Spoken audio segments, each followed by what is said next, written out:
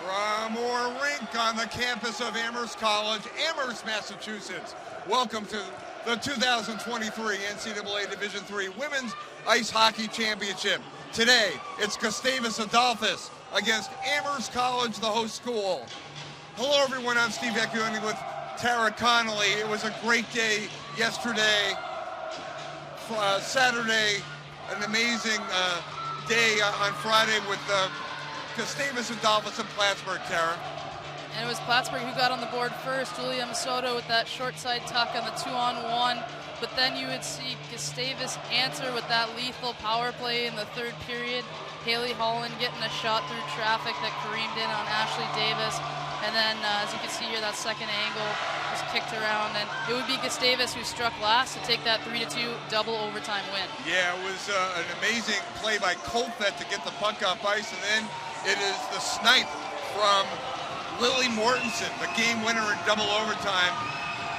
Gustavus Adolphus winning 3-2. The all-NESCAC matchup between Hamilton and Amherst. The second game, they had to wait a while. We go to the second period.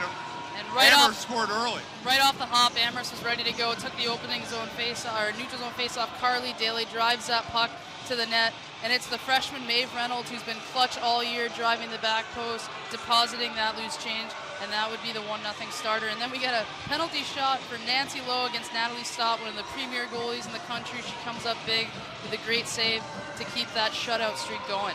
And Amherst celebrating a 2-0 victory. They have had 7 shutouts in their last 8 games. They are so hard to score on, but the Gusties, they score 4.1 goals per game. It'll be fascinating to see what happens today. Amherst, the whole home school, and we're underway with the Mammoths going right to left. The goalkeepers, Katie McCoy for Gustavus Adolphus and Natalie Stott for Amherst, who has been amazing. So is Katie McCoy, but Natalie Stott the first year with 14 shutouts. And Amherst, they did a lot of forechecking against Hamilton, forechecking early here. Absolutely, and that was something that we saw last night. Amherst was able to possess really well. Friday night, Amherst was able to possess in the offensive zone particularly well against Hamilton. All right, here's Varese sending it on goal towards Stott. Kayla Varese, who has 3 goals and 17 assists, a scoring defender. Katie McCoy will leave it for Varese. Varese will send it ahead, and it's steered up ice. That will not be icing. Chasing after it, Gray for the Gusties. And now the Gusties have it in the neutral zone. We talked about those ultra-aggressive Gustavus D, and there they were on that first shift. Maeve Reynolds, the top line for Amherst, almost snuck behind them and had a breakaway streak. They weren't able to connect on it, but Amherst is going to be looking to push that transition through the middle of the ice, see if they can get those defensemen for Gustavus stepping outside the dots by the red line. All right, quickly on the numbers. Katie McCoy has 0.87 goals against average for the Gusties, and Natalie Stott 14 shutouts, a .954 save percentage, 0.94 goals against average. The goalies are going to be huge today. This is a massive matchup. We saw Katie McCoy really lock in after that kind of soft goal in the second period against Plattsburgh, and then shut it down with some critical scoring chances against. And it was really the reason I thought Gustavus came away with that game on Friday night in double overtime. The Gusties are trying to become the first Midwest school ever to win a D3 Women's Ice Hockey Championship. Amherst is looking for its 3rd national championship. Follow just wide on the shot try by Mortensen, who almost had the first goal. Mortensen picked right up where she left off on Friday night, attacking that net and putting Stott under pressure right away. She hasn't given up a goal since February 18th, so I'm sure Gustavus in the game plan today, it's get to her right away. All right, a breakout. Here comes Shue for Amherst. And getting back defensively for Rees on a good play with Shue, who's very quick, streaking up ice. I think that was Park. She had a great look there, got in behind the defense with that bouncing puck, just wasn't able to corral it to get a chance. But a great early start there for Amherst, and Gustavus getting a good look at Stott. That was Jana Park, as Tara mentioned. Now, wide of Stott. A little bit of open ice early on here. Gusties forechecking. Mike Carroll, the head coach, said we're going to play our game today. Not worried necessarily about the Amherst defense. And a lot of their game is predicated on their scoring defenders putting on pressure. Yeah, we saw Brooke Remington really have a big game on Friday night. She was on both ends of the puck, joining the rush, creating offense, and then also using her long reach and defensive abilities to shut down plays. So if she has another big one for them, that'll be helpful. Gustavus had a bit of a slow start against Plattsburgh. I bet they're looking to really jumpstart their offense earlier in this game here against Amherst. Coach Carroll did not feel that his team played well in the first 2 periods, but he said he had a little bit of a talking to between periods of the second and third, and they came on and played really well to eventually get the victory. We talk about the momentum swings, and you got Amherst at home here with a ton of fans, especially Amherst students in the crowd, so it's going to be loud, it's going to be exciting, and they're going to have a lot of support here cheering them on. Yeah, there were 1,080 people here in this rink the other day. Okay, take a look at the save here. Just a play by Stott. She kind of leaves that puck halfway, probably one she should have covered, but you know, there's Gustavus crashing the net hard, something they do really well. They're a very aggressive, hungry team around the net. And you can see maybe a little early nerves by Natalie Stott, but not a goaltender that shrinks from a challenge by any means. So you saw Molly McHugh on the faceoff for the Gusties. She lost that last faceoff, but in the victory over Plattsburgh, she was excellent on the faceoffs, 14 of 18. Both teams are amazing on faceoffs. 61.6 Gusties, 60.1 Amherst. Yeah, and they're really strong up the middle for Gustavus. Emily Olsen is anchoring that top line, and then you have McHugh, who's a face-off artist in and of herself. And we saw Mortensen really step up even beyond that goal. She was winning face-offs and really controlling the dot for Gustavus as well. And we know that's a key part of the game is possession. All right, takeaway. Here's Brooke Power shooting save Stott. And now the rebound comes out. Amherst back up ice on the counter. They have fast forwards, and they get it up ice, but it is blocked on a good play by Varese defensively, retrieved by Carly Daly, who set up the first goal of the game in the second period the other night, which was cleaned up by Maeve Reynolds. Amherst, they lived at times in the Hamilton zone with the forecheck. We'll see how they do today. Now back at the neutral zone, it is Ubari.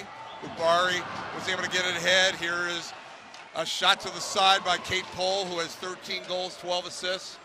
They send it up the boards. Gusties try to clear. They get it out to the neutral zone, where Avery Flynn will send it cross ice for Riley Glennon. Riley Glennon, a big year, 14 goals, 17 assists. First team All-NESCAC. Now again, Amherst with their forecheck. They move in, shoot. That is wide. But good work by Amherst to create an opportunity. Taking it away, Mortensen is able to work it out to the neutral zone.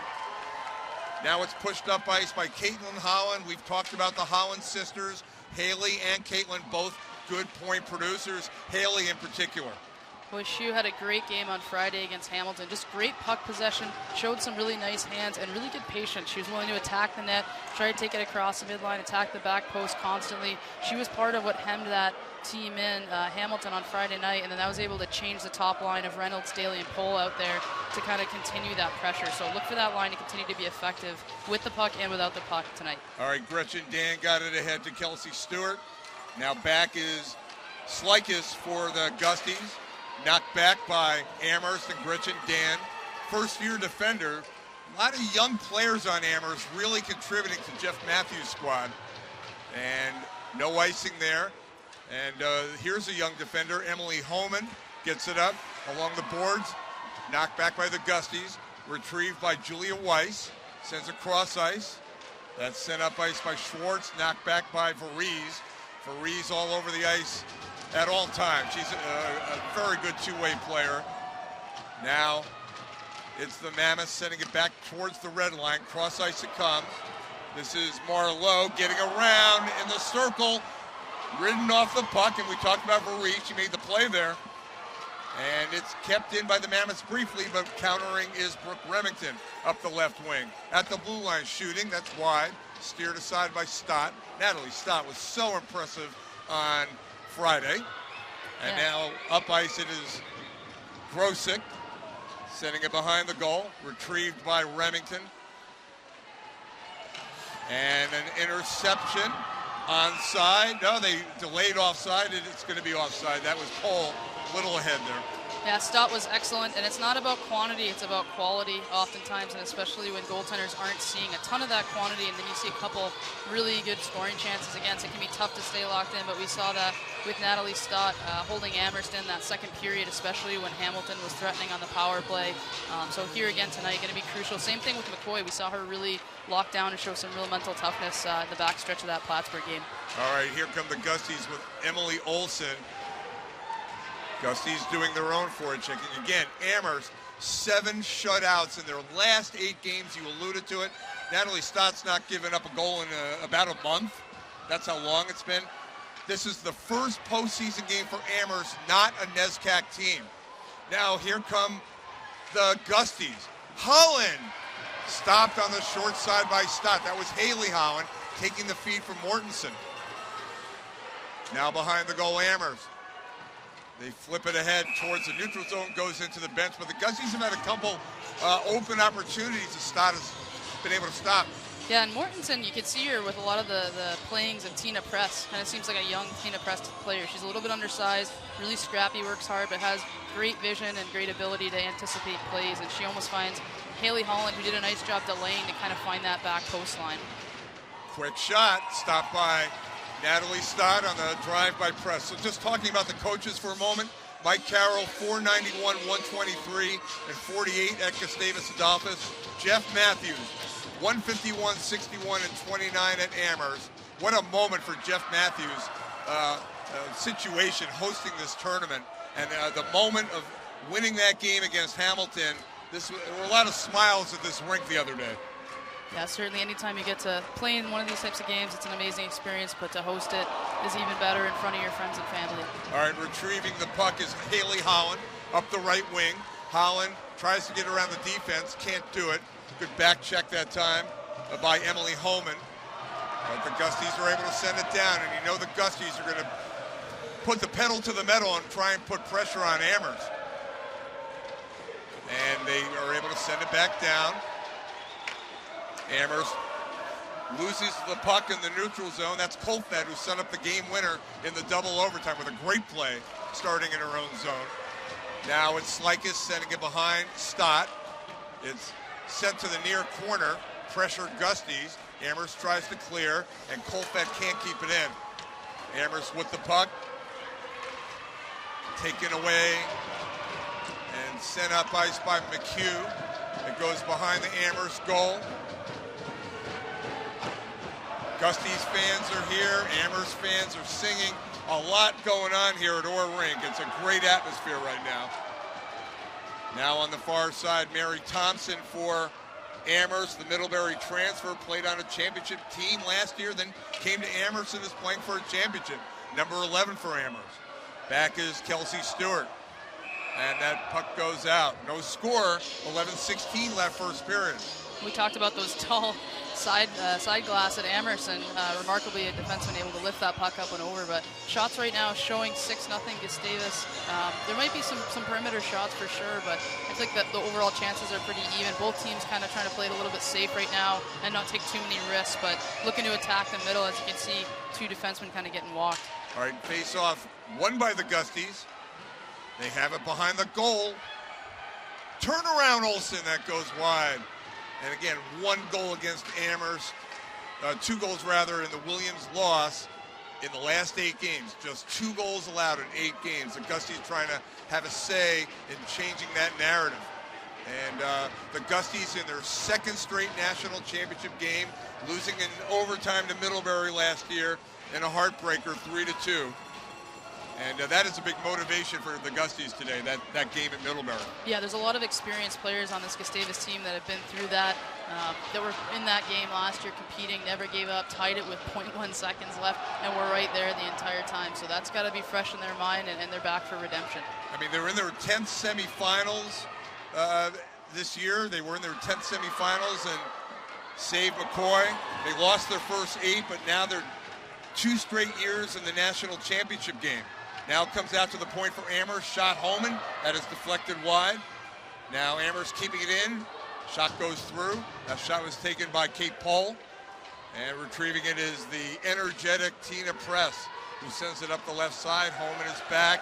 Power is marking her. Holman is able to get around the goal and get up ice, takes a check by Mortensen, and we have a penalty on that play, our first of the game. That's a great job by Holman to get her net, wheel, attack tight inside the dot line. That makes it really hard for the freshman Lily Mortensen coming in on the forecheck to angle her. She ends up running head on in a collision and trips her. And now we have a pretty dangerous Amherst power play unit against an equally dangerous Gustavus penalty kill that we saw generate some shorthanded looks against Plattsburgh. Amherst was 0 for 4 on the power play against Hamilton. Both teams were perfect in penalty kills on Friday. All right, so Anna Baxter on the face-off for the Mammoths comes out to the point. Flynn, Amherst power play, looking for the lead here in the first period. Cross-ice shot, stopped by McCoy. The shot by Leslie Schwartz. Amherst keeping it in. We're early in the power play. It goes to the circle. Out it comes, back to the circle. This is Shu. Far side shot goes wide. That was Flynn. Amherst pressure on the power play comes back to the neutral zone. The Gusties, with their penalty kill, 91.7%, outstanding. Yeah, and that was a great look cross ice. You saw Riley Glennon get that puck across to Leslie Schwartz, find that seam through the penalty kill, through the box. Really important for them to find those plays, but a great read by McCoy to get across and make a nice composed save there. Here's Glennon on the far side, works her way in the middle. It is loose in the circle. Gustie's clear. And sending it down on a nice play was Olsen. Yeah, that was excellent coverage there on Shu in the pocket. She was on her offside there. Could have one-touched that on net. It was a good look by Glennon, but really well read by the Gustavus Killers. About 50 seconds left on the power play for Amherst. That's icing. So the face-off will be in the Amherst zone. Yeah, they've got their top unit out now, so they're starting that power play with a little bit more experienced group, but this is, where the points tend to be on this top unit of Cole, Reynolds, and Daly. So they'll see what they can do in the last 50 seconds remaining here on the power play. Amherst converts 21.7% of their power plays. So although they have a good power play, the Gusties have a great penalty kill is how I would characterize it, and they control the puck. And in terms of shorthanded goals, 5 for the Gusties this year, 9 for Amherst, so watch for that, potentially. And the puck goes out. There is 38 seconds left on the power play. Boy, Coach Carroll wasn't happy with that whistle. It looked like the puck was deflected into the bench and maybe got chipped. And I think Gustavus was upset because it looked like they had a player breaking maybe to that puck first and might have had a chance to possess. So Coach felt the whistle was a little bit rushed there. But we talk about that really critical first goal. We talked about it the other night. Gustavus, interestingly, we see them play from behind pretty often. Doesn't tend to mess with them at all. Amherst has been so used to playing with a lead and playing with those shutouts behind them that it'll be interesting to see, as we see who strikes first here in this kind of chess match. Both coaches getting an explanation as to where the face-off's going to be. And it's going to be in the middle of the ice. All right, this is the Amherst power play for another 38 seconds. We have 8:27 to go first period. This was a hard game to predict coming in as to who had the advantage. This is a great matchup. Right now, Amherst trying to convert on a power play. They are forechecking, but it comes all the way down. The Gusties do a great job on the penalty kill. Holman back for it. There is 20 seconds left on the power play. Amherst at the neutral zone. Comes to the near side, Carly Daly. Knocked down to the blue line by Dan, but counter by Olsen. Amherst, and they lose the puck. Press has it, offside. But still very effective by the Gusties. Yeah, the Gusties did a great job of, once they cleared that puck, worked together, broke it out 200 feet. They did a great job of taking away the middle. Amherst tried to force a few passes there, hoping to look for something off the rush, and Gustavus shut it down. Gusties have won 10 straight, the MIAC champions. They beat Augsburg in the championship game. They beat UW River Falls 2-1 in the quarters. And then the double overtime classic win over Plattsburgh yesterday. And Amherst has just been rolling, stopping teams, a lot of NESCAC teams, but they have a 26-3 record. So right now their power play has expired. We're back to even strength. The Gusties do the job. Amherst trying to clear. That's good forechecking by the impressive Brooke Remington. We were commenting on her a lot the other day. Gusties were able to keep it in with Clara Billings. Gusties forechecking. Amherst will counter with Mary Thompson. to the blue line, up the left wing. Mary Thompson goes behind the goal. That's Marlowe, the first year. Now it is behind the goal, comes out to the half wall near side. This is Holman. Holman sends it to no one at the half wall. I think she was looking for a teammate there that wasn't there, and meanwhile Remington able to come out with it. And it's sent down by Clara Billings. That was a good job in the Amherst offensive zone by Marlowe to wheel that net, get the puck low to high. Every time you have possession, you want to try to change east-west, north-south, get that D shifting, make it hard to get stopped in corners. Amherst pokes it forward off the boards. They like to knock it off the boards and get their forwards going. But the Gusties are able to counter. And early in this game, it hasn't been just Amherst living in the Gustie zone. It's been back and forth. Now Colfett shoots through a crowd, knocked away. And again, it's the first year, Natalie Stott in goal.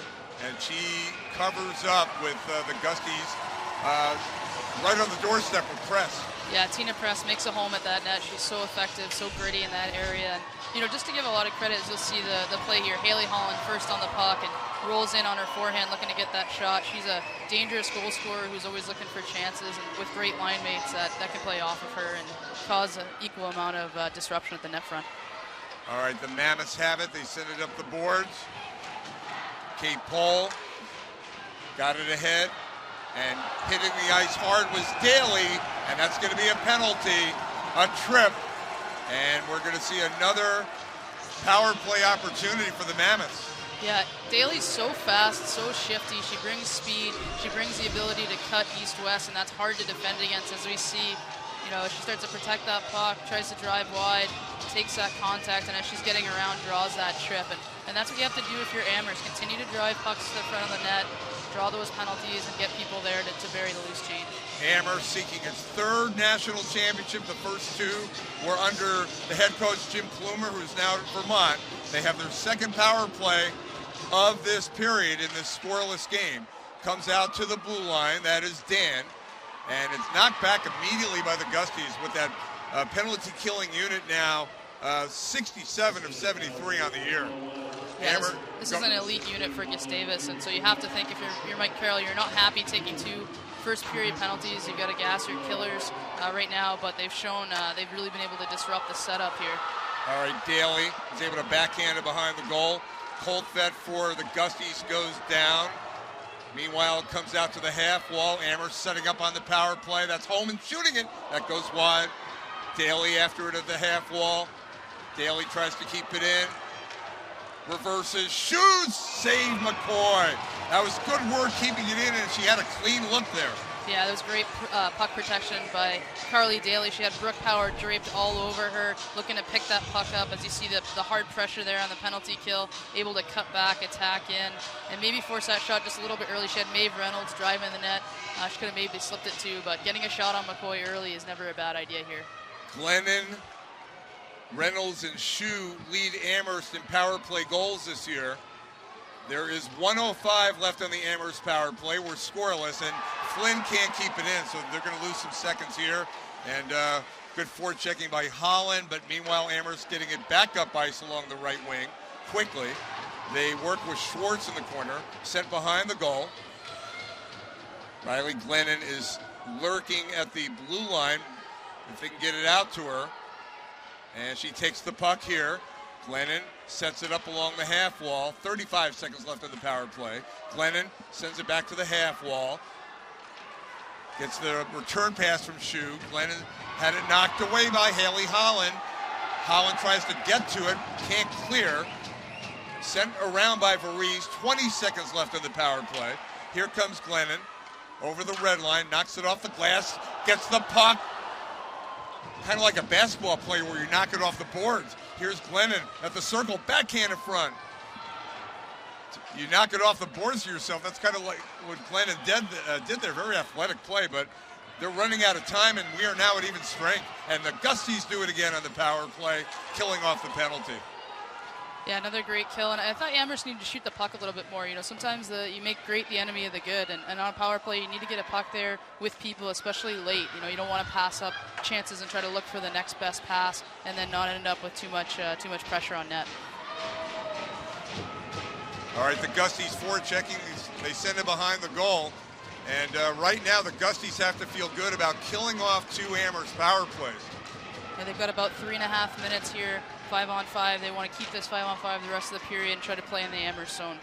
No Midwest team has ever won a national championship. The Gusties are back in the national championship game for a 2nd year in a row. Amherst, the home team, an amazing atmosphere here at Orr Rink. And it's been a dream season for Coach Jeff Matthews and the Mammoths. But the Gusties have their own dreams. And right now it's a scoreless game. That will be icing, maybe. Yes. Great job by Leslie Schwartz on the back end there, the senior, showing her experience to beat out that icing and get deep positioning, because Lily Mortensen, once again, having a great impact. She was all over that puck and almost negated the icing for Gustavus. The first year who had the big goal in the 2nd overtime against Plattsburgh from the left wing off the great play by Coltvet to set it up. Now off the face-off, Amherst in the attacking zone. In the scoreless game, that is cleared away. That was a good play that time by Caitlin Holland to clear it out of there. Now she chases up ice, but that's icing. Yeah, and we saw, you know, similar to what we saw against Hamilton in the first period on Friday night, a lot of the Amherst chances have been kind of perimeter. Like the shot total favors Amherst right now, it favors Gustavus, because Amherst hasn't really been able to attack and get a ton of shots within that defensive house where it becomes much more dangerous. All right, Reynolds taking the face-off for Amherst against Mortensen. And loose in the circle, sent to the corner. Gusties try to clear. They send it all the way down. Let's see if that's icing. It will be. So we're going to do it again in the Gustie zone. Yeah, this is a big chance for Amherst. It looks like, I wonder if Coach Gustavus will look to call a timeout here. He's a coach that likes to be involved in the game and maybe assert where he needs to, but I think he's going to trust his team to play out here. Mortensen against Reynolds. Reynolds controls, backhand in front, goes to the side. Forechecking is Reynolds. Reynolds has 14 goals, 13 assists, had the first goal in the 2-0 win over Hamilton. They added an empty netter with Glennon. And that is Reynolds in the corner, double team. That's Slikis there along with Mortensen. 2:10 to go first period, no score. And the goals against averages for these teams reflecting the score right now. 0.86 is a team, Gusties 0.90 Amherst. And this is Reynolds taking the puck, backhands it down, intercepted by Holland. The counter interception by Flynn. Here comes Varese, takes the shot. And I would think they may want to try to pepper Stott as much as they can. Yeah, you gotta get pucks on net. You gotta get people there. You gotta play the odds. She's a stingy goaltender, so you need to continue to put her under pressure. All right, Amherst with Glennon goes to the side of the goal. Glennon knocked off the play. Gusties take it away. Amherst, look at them forecheck. We saw a lot of that type play against Hamilton throughout the game, just keeping it in the opponent's zone. Gusties trying to clear, and finally it's flipped back to the neutral zone. It's something Gustavus does really well also. We talked about how aggressive they play with their defensemen in the offensive zone as well as the neutral zone, but if you watch how hard their forwards work to back check and reload above plays, it's what partly enables their D to play so aggressive. It caught them in the Plattsburgh game almost with the amount of odd man rushes they gave up, but you can see today they're playing a little bit smarter into the neutral zone. No score with 50 seconds to go in this first period. Amherst was in a scoreless game with Hamilton after the first period the other evening, Friday. And Amherst will try to mount an attack here late in the period, but falling down Holman. Power was there, but fortunately Schwartz got back for Amherst. Yeah, pretty tight checking period. Honestly, both teams really trying to make the least amount of mistakes, especially at this time of the year. That's what it tends to come down to as we get in the last 20 seconds of the first period. Jana Park has been very active for Amherst in the game. Park has the puck here, flips it down. Press intercepts, but that's offside with 10 seconds only remaining in the first period. Yeah, you can see both teams maybe some nerves. A couple early chances. We saw one for Gustavus and then another one for Amherst, and it's kind of settled down since. There's been a few pucks through, but both teams really playing to their identities, and that's why you've seen a scoreless game so far. All right. Only 8 seconds remaining in the period. Gusty's trying to get a shot off, maybe, but Olsen lost the puck. Amherst trying to clear. It is picked up. There is no time remaining, and that's the end of the first period. So I think the big storyline in that first period was Amherst had 2 power plays, and the Gusties were able to execute both penalty kills. Yeah, and special teams are massive this time of year, especially late in the season when you have an opportunity to kind of pre-scout and make adjustments. But Amherst obviously is going to maybe feel for those later in the game, and you got to think that coming out in the second period, Gustavus is going to try to stay out of the box, keep it 5-on-5, and if they do get a power play chance, they're going to be ready and ready to convert. All right, so once again, the score after one, no score. In the national championship game, the 2023 NCAA Division III Women's Ice Hockey Championship, a pack or rink. I'm Steve Vecchione with Tara Connolly. We're back in less than 15 minutes for the start of the second period. No score, Gusties and Mammoths. We'll see you soon from Amherst.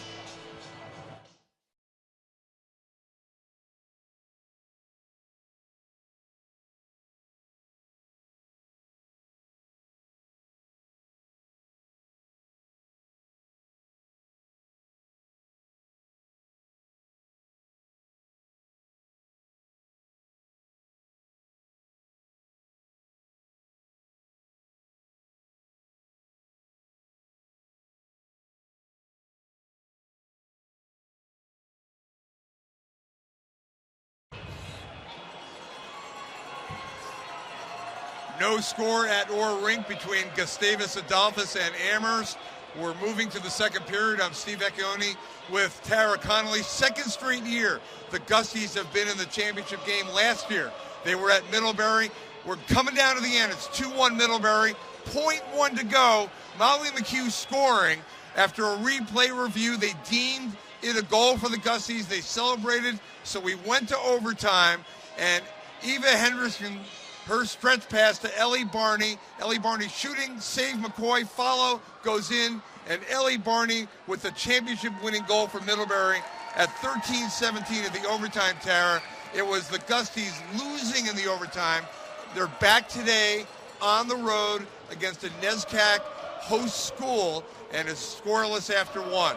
That was a heartbreaker of a game, but an unbelievable effort by Gustavus to tie that on the power play late in the game with 0.1 seconds left. Coach Carroll having time added earlier in that third period, which allowed them the opportunity to tie it in regulation still and take it to overtime, and then just a great heads-up play by Eva Hendrickson there that sprung Ellie Barney, and Middlebury able to capitalize on that rebound. But we see Gustavus playing from behind a little bit in these semifinals the last few years, and nothing seems to faze them. And you see that those top three, Haley Holland, that was Molly McHugh bearing that one, and Tina Press, so dangerous in all these different situations. And that was kind of a great microcosm of how they run their offense. Wheel the net, get pucks in the net, and they've got two there to bang it home. So it'll be interesting to see. We saw Amherst strike right out of the gates on Friday night against Hamilton in the second period.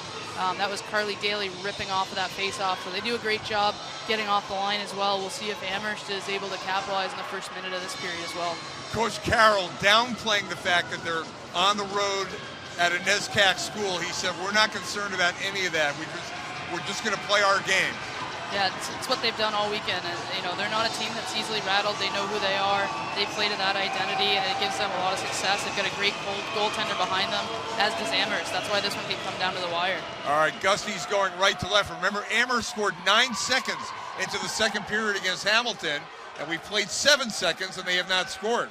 So we're scoreless, and the Mammoths now have it in their own zone with Maeve Reynolds, who scored that goal 9 seconds into the period. We saw Carly Daly trying to slip in and behind Veriz there. We talked about that transition up the middle and trying to get in behind the defense and create odd man rushes, and here's Amherst trying to push the pace with those wingers. Reynolds sends it down to the side of Katie McCoy. Katie McCoy, an outstanding goalkeeper, has 9 shutouts this year, 26 in her illustrious career at Gustavus Adolphus out of St. Peter, Minnesota. Now comes out to the blue line. Holman sends it down, save McCoy. Goes to the far side. After it is Glennon sent behind the goal. It's a great job by Amherst. I think continuing to run their offense up through the points, get the pucks up to their defense is going to open up opportunities. I'd like to see that puck, if they can, go east-west, D to D, see if you can really spread out that Gustavus defense. But their forwards do a great job getting in shot lanes and blocking pucks as well. Glennon sends it out. Here comes Flynn's shot that goes wide. Now behind the goal, it's Remington. After it for the Gusties. Off the boards, can't clear it. Yes, she does. It was not kept in at the point. And Amherst is able to retrieve it, though. And working up is Baxter. Back is Varese, winner of the prestigious award, the Elite 90, with a 3.99 goals against average, second year in a row for Varese, who has the puck here. Yeah, what a tremendous student athlete, both in the classroom and on the ice. That's a really difficult award, balancing and juggling your time between practice, training, and your studies. So congratulations to Kayla Varese. What a tremendous honor. They describe the award as the pinnacle of competition and academic achievement.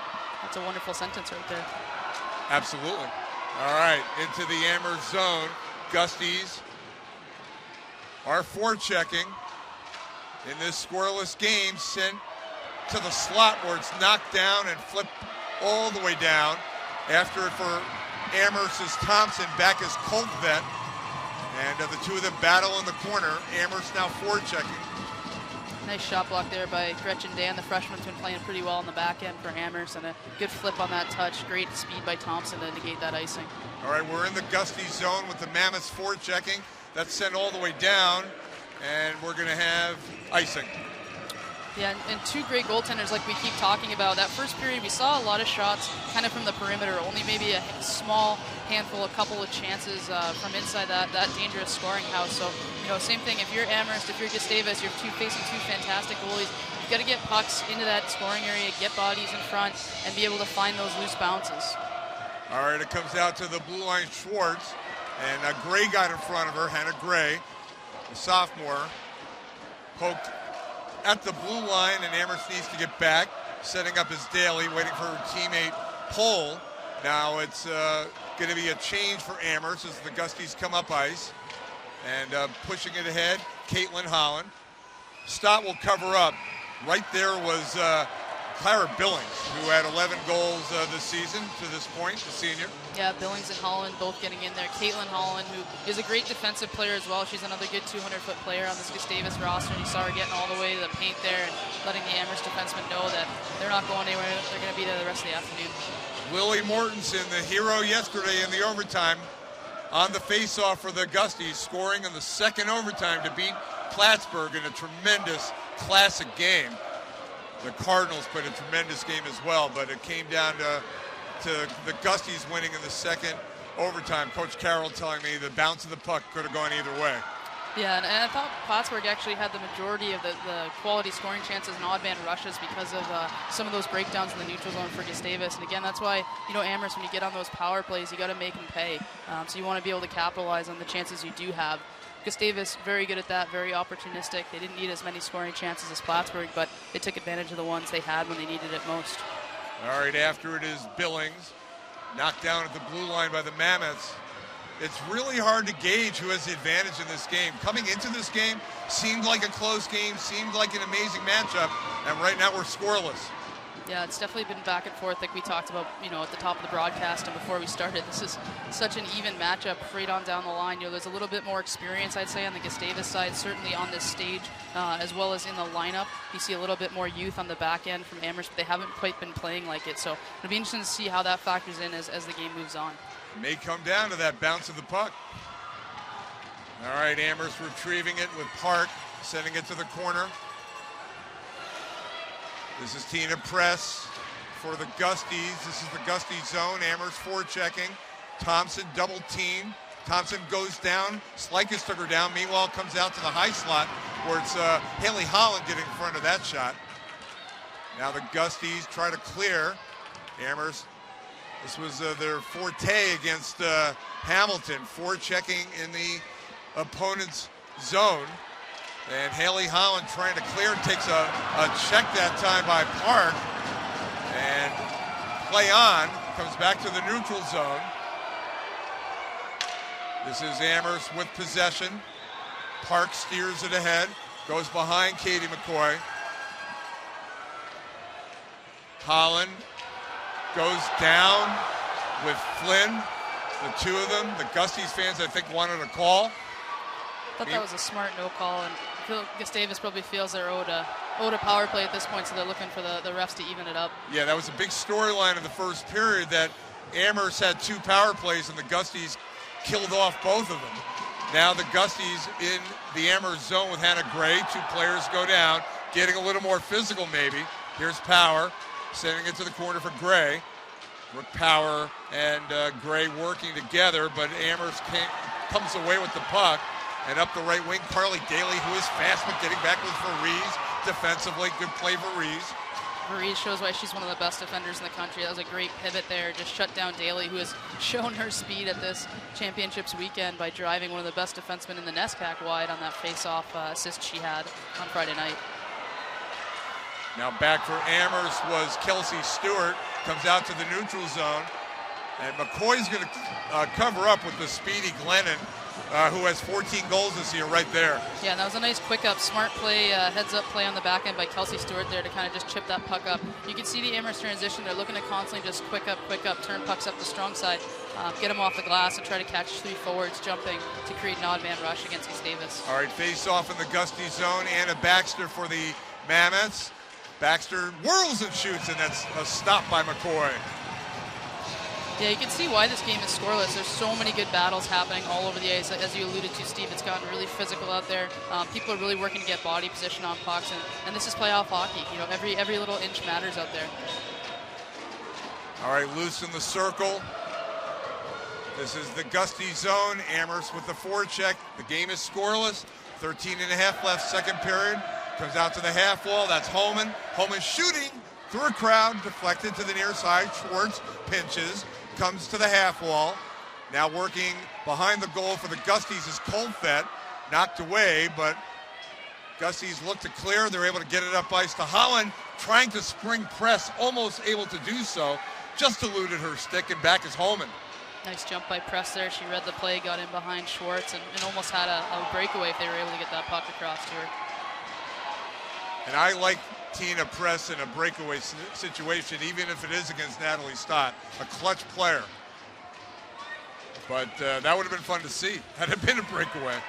Yeah, we already saw Stott facing a penalty shot on Friday night. You don't see those too often, and she was more than equal to the task. Really patient and read a great move by Nancy Lowe quite well. Tremendous moment. Now Amherst forecheck.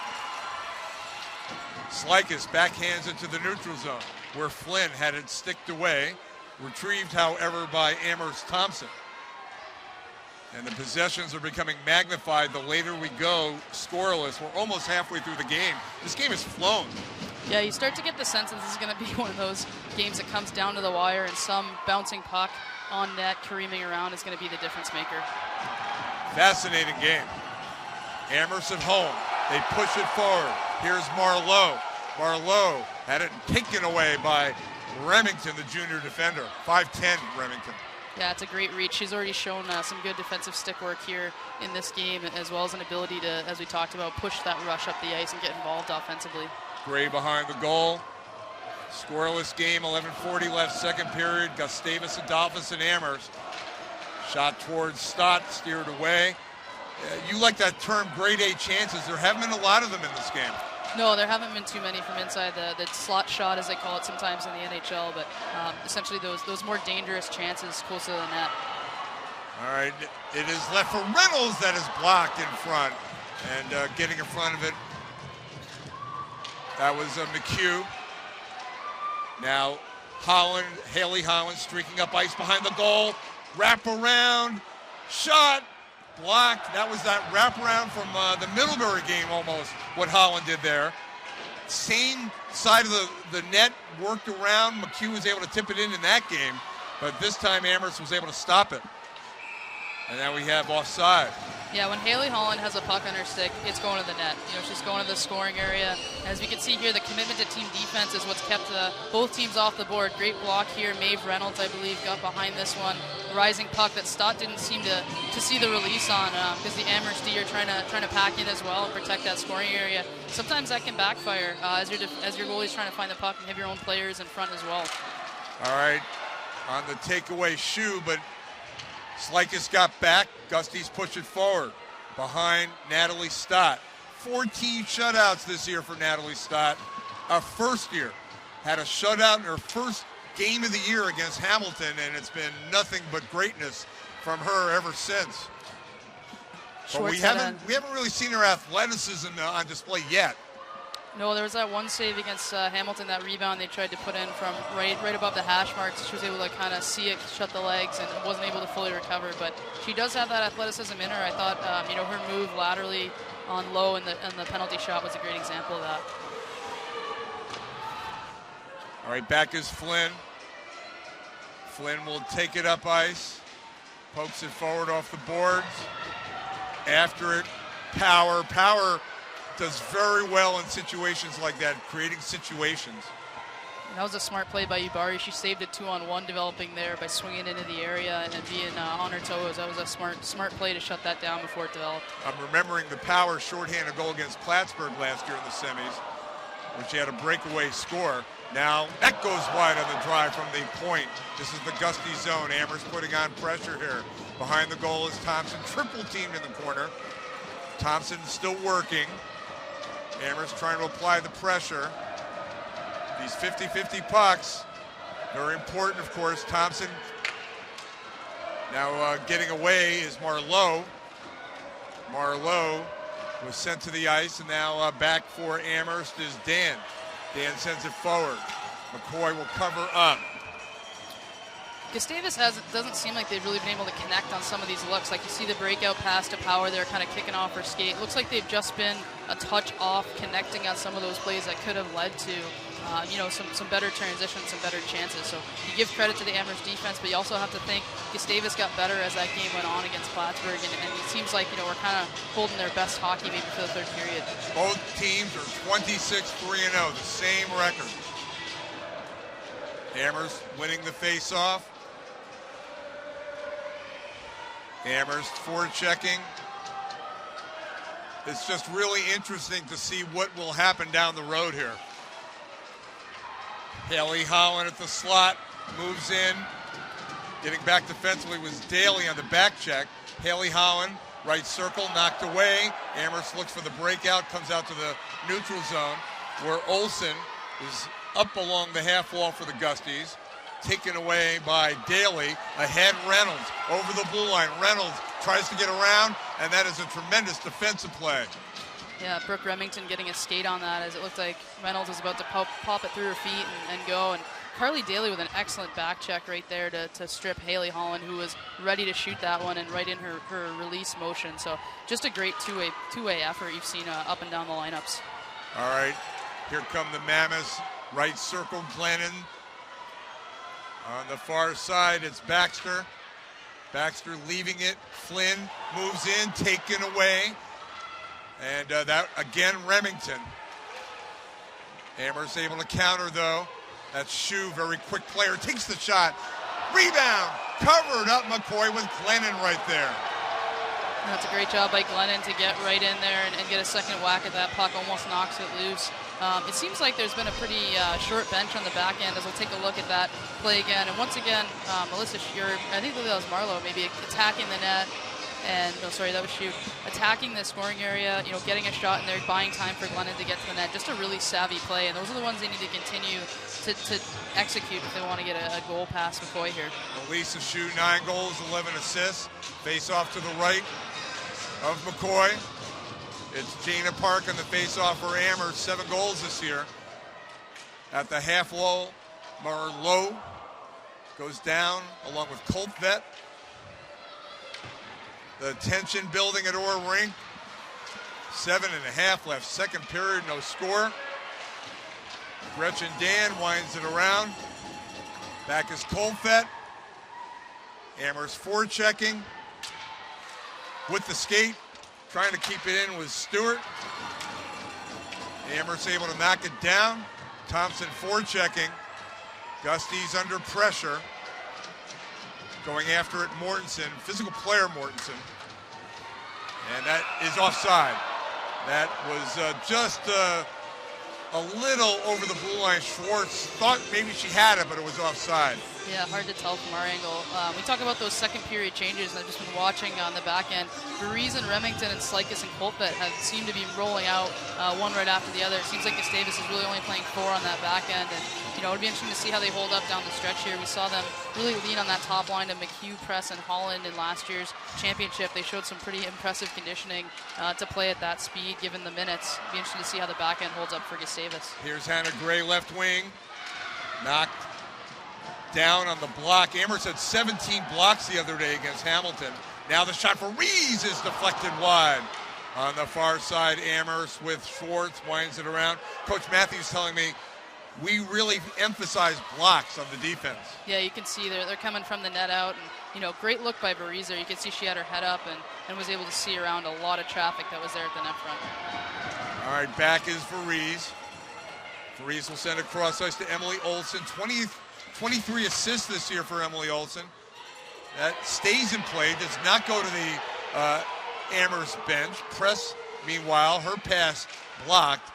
Got a lot of players getting in front of passes. The passing lanes are really tough to figure out here for these teams. Here comes Rees over the blue line, takes the shot, short side save. Stott cleared away to the corner.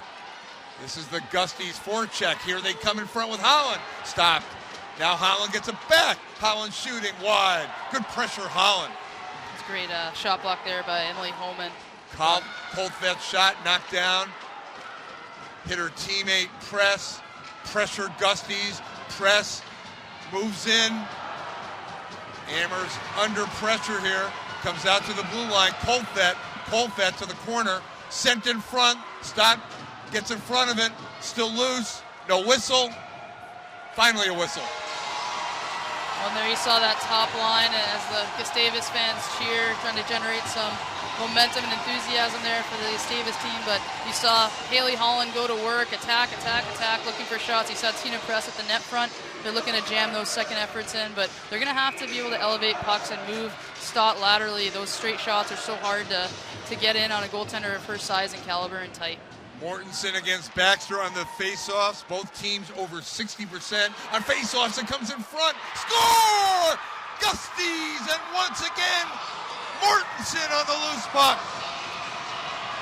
Looked like it was a turnover coming out of the zone, and you saw Mortensen starting to back check and track through the middle, and that's where you want to be for those loose pucks. Turns, fires it, and it looked like it squeaked under the glove of Natalie Stott for her first goal against in almost a month.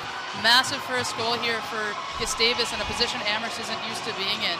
As we'll see the play here, a puck was coming up the wall, and on the pinch, it popped back down off the wing, and then great play by Mortensen to wheel to her forehand and attack right away on that. Kelsey Stewart could not stop her, and as you said, the first goal allowed by Natalie Stott since February the 18th against Williams. And the Gusties with a 1-0 lead in the second period here at Amherst. And it'll be interesting to see how Amherst responds to allowing a goal. Yeah, they're typically playing from a position of a lead. So, right here, it's continue playing your game, continue to attack the scoring area. They had some good momentum there earlier in the period. They're just going to have to respond and keep doing what they're doing. All right, Remington shooting, stopped by Stott with the glove. And Lily Mortensen, the hero yesterday in the second overtime. Lily Mortensen scoring again for the Gusties. Yeah, the hot stick there for the Gusties. She's just seeing the net well, not thinking about it too much, just putting pucks where she sees the openings. And sometimes that's the best way to be. Sometimes you get that with experience, sometimes with youth when you're not overthinking it. It's a good place to be as an athlete. Her 13th goal of the year. She's a first year from Champlin, Minnesota. Lily Mortensen doing heroic things as a first year and scoring against a heroic goalie. First year, Natalie Stott. It is 1-0 Gusties, and here's Olsen in the slot. Olsen shooting! Save Stott. Big save to keep it 1-0. I think Holman got her stick in the lane there, but that was Schwartz kind of jumping up ice, and great puck movement by Gustavus through the neutral zone to find that weak side and get a quick 2-on-1. Under 4 to go here in the second period. The Gusties are leading right now 1-0. And now they have possession with Remington. They have momentum. Right side goes to the corner. behind the goal. In front, Billingson in front. The rebound is steered away. Comes out to Varese. Cross ice it goes. Remington shooting. Knocked away. There's Mortensen. Scored the goal in this period.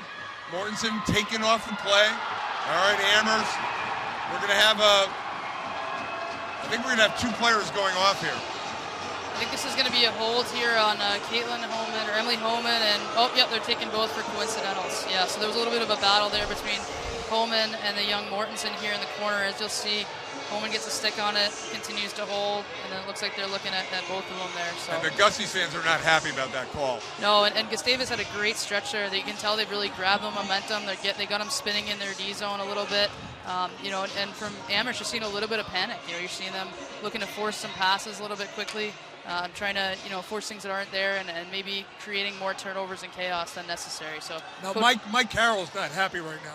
Yeah, I think he was feeling like that should have been a hold, on Amherst. Didn't feel the coincidental minors were warranted.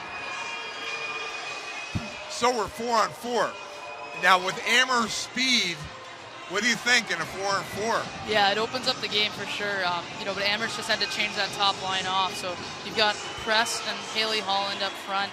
Then you've got 2 strong, Slykus and Colpit on the back end. So that's a great group of 4. Now you're just looking to play, typically teams are looking to play man-on-man here in this 4-on-4. You just want to make sure you're not out of position and giving up another odd man rush against. So the Gusties have not had a power play opportunity in the game. That's part of why they're upset right now, I think. Yeah, I think they feel like that they're owed a power play. But again, you can feel that momentum kind of building, and that's usually what it results in. All right, so again, coincidental penalties, 4-on-4, open ice. It's a 1-0 Gusties lead. The goal by Mortensen has put them ahead here in this period. And play at the neutral zone, 4-on-4. 2 minutes each team. Flynn for Amherst, pushes it ahead. Now back is Remington. Puck eludes Remington's teammate, and back is Flynn for Amherst. Here's Remington. Remington pushes it forward. There's 2:45 remaining in the period. We're in the second period. 1:15 on the coincidental penalties. Amherst trying to generate offense in this 4-on-4, trailing by 1. Pushed forward by Baxter. But the Gusties counter with Varese. Open ice. Here comes Varese over the blue line. Varese moves in, shooting. Short side, safe stop. Now Varese, far side. Looks to center. Varese shooting again. Down low. Backhanded wide. That was Gray in front. Meanwhile, Amherst coming back. There is 45 seconds left on the coincidental penalties. Amherst pushing it with Schwartz. Up the left wing. Schwartz pushes it ahead. She meets a wall in Remington. Remington at the corner. 30 seconds left on the coincidental penalties. We're 4-on-4. Potential breakout. Here comes Press. Left wing. Press moves in. Press shooting. It is blocked, and a great defensive play getting back that time. And that was Park. Wow, back and forth we go. Shu had it taken away. Coltvet, 10 seconds left on the coincidental penalties. Here comes Power. Power moves in. Power had it knocked away. Amherst countering. 1:30 left in the period, and we are back to even strength. The penalties are over. Back and forth we went. Yeah, a bit of a track meet there. Both teams kind of looking to spring for long bombs and create looks that just didn't go. 1:13 remaining in the second period with the Gusties leading 1-0. Now remember last year at Middlebury, they fell behind 1-0 before tying it. Then Middlebury took the lead late, but then they tied it with .1 to go before losing in overtime. Today they have the lead, and the puck goes all the way down. The race for the puck, no icing, and Amherst has it with Reynolds looking for help. Now sends it to the circle. Daly from the circle, shooting save, McCoy. That's a good response from Amherst to settle down a little bit, get possession. You got 44 seconds left in this period, plenty of hockey left. If you're Coach Matthews, you're just trying to settle your team down here. As a great look by Carly Daly, and she seems to be providing a lot of that leadership out there to kind of slow the play down when you've got time, don't make a panic pass, take the ice that's given, and get pucks on McCoy, because as we know, McCoy gets better as the game goes on as well, but she hasn't seen too much action in a while, so Amherst might be able to be opportunistic here. All right, so the big face-off here late in the period. Reynolds controlling. Amherst trying to get something going, but now it's taken away by Gray, who's up the left wing. Gray is met by a double team, goes behind the goal, 32 seconds remaining in the period. Amherst will look to clear and try to mount offense. And they get it up to the neutral zone where Daly is met by a couple players. Now it's sent cross ice.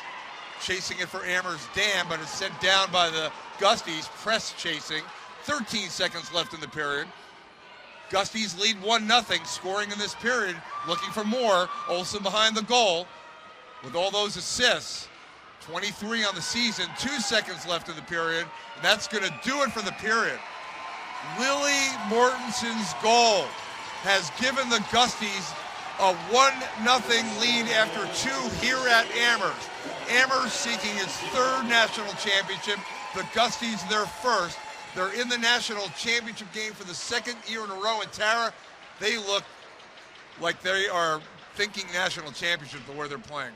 Yeah, it was Mortensen finishing it on Friday night and opening it tonight. Some great leadership from a young player there, but yeah, they picked up the pace there in the back half of that 2nd period and really were able to play in the Amherst offensive zone. They got their forecheck going, they kept reloading around pucks, and it paid off for them when they were able to disrupt a breakout and score and capitalize off that turnover. So if they take that momentum into the 3rd period, Amherst is going to be playing with pressure, with a little bit tighter sticks at home. They got a lead going in, so this will be our first time seeing Gustavus take a lead into the 3rd period of the championship game. Now, interestingly, in one of Amherst's championship years in 2010, they won in the semifinals against Gustavus Adolphus 4-0 in the semifinals before they beat Norwich 7-2. Amherst hosting for the first time this tournament, and the home team down 1-0 after 2. I'm Steve Vecchione with Tara Connolly, John Fritz and the crew. We're back in the 3rd period. Once again, the score after 2. Gustavus Adolphus 1, Amherst 0. You're watching the 2023 NCAA Division III Women's Ice Hockey Championship from Orr Rink. We'll see you soon from Amherst, Mass.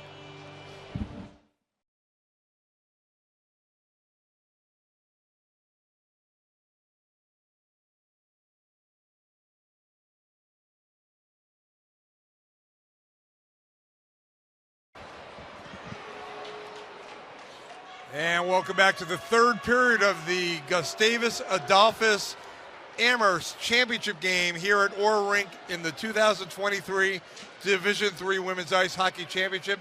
I'm Steve Vecchione with Tara Connolly. Tara, Gustavus Adolphus took the lead in the 2nd period. Yeah, and after Amherst had a couple quick chances early, you saw Glennon get into the net there. McCoy standing strong as she has through this whole game. And then another look on the rush here, Varese with a quick snapshot that Stutt had to be aware on. And then here off of this face-off is where you saw Gustavus tie it. That was a great pinch by Slikis. The puck either popped back or she bumped it down to the freshman Lily Mortensen, who was reloading through the middle and able to walk that puck across the middle of the ice and tuck it underneath the glove of Natalie Stott. Really timely goal, and it just showed how Gustavus was building and building throughout that period. The legend of Lily Mortensen is developing for the Gusties with her goal. She had the game winner in the double overtime yesterday. You see the stats, 19-10 Gusties over Amherst, and Natalie Stott giving up her first goal in a month. Amherst had 5 straight shutouts coming into this game. Yeah, and you go back to those 2 power plays Amherst had in the first period and how well Gustavus was able to kill those off and get back to even strength. I thought that was really a turning point for them. As you see the shot disparity, 18 for Gustavus, 10 only for Amherst. And usually when you see 2 power plays like that for a team, you see those shot totals start to skyrocket. But Amherst really wasn't able to generate much or put pucks on net. So you kind of thought like that might come back to haunt them down the stretch. And now Gustavus taking this 1-0 lead with a lot of momentum into the 3rd period with a veteran crew that's been in these types of pressure situations before. This is an incredible atmosphere at Orr Rink. Amherst, the home school, it's been a party-like atmosphere, but the Gusties fans have traveled well, and they are fired up, hoping that in the next 20 minutes they can win their first national championship. Amherst seeking its 3rd. So Gusties going left to right, Amherst right to left. We're underway in the 3rd period with the Gusties leading 1-0. But Amherst in the attacking zone as we're underway. Katie McCoy had 10 saves after 2 periods. Stott 18. And Amherst trying to forecheck early here. Down a goal. Play at the blue line. Fighting for the 50-50 puck early here, 30 seconds into this third period. With the Gusties, they scored their goal at 14:46 of the second period.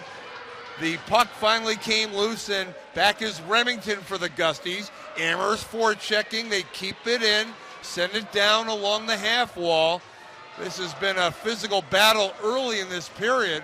Along the wall, Amherst is able to keep it in, and Flynn finally loses it at the neutral zone, but pressure Amherst early. Yeah, and you got to think that Coach Matthews took that opportunity to settle his team down before the third period. You know, take the pressure off, tell them to continue attacking, getting pucks on net, and keep it simple, especially if they get an opportunity to get on the power play. Ubari had the nice takeaway. She sent it down. Again, Amherst with the forecheck. Amherst has not committed a penalty in this game, leading to a power play. Redirected behind McCoy. Loose puck retrieved by the Gusties. So the point is the Gusties have not had the power play yet. Correct, and there's been some great defending there on the back end by Gustavus. There's a great touch from the slot. Takeaway, in front, shot, wide on the pass from Shu to Glennon. Glennon missing. Now the Gusties send it out to the neutral zone. Flynn, that was a great chance for Amherst. Massive, 2-0, and it looks like Amherst has started to kind of get their energy back as well. They've kind of settled back in. It felt like we were saying between the break, they were almost like a boxer that just needed that bell at the end of the second period. And again, only 10 shots on goal in the first two periods, but they have it here with Dan. Dan knocked off the play, loose in the slot. You mentioned earlier Amherst needed to shoot more. Yeah, and that's going to be a big piece of it. You see them generating offense more through their defensemen in the O-zone. They're able to get pucks high, get traffic in front. They almost had a good tip chance before. McCoy's been locked in, though. They're going to have to continue to put her under duress at the net front and go to those hard areas. Caitlin Howen out to the blue line.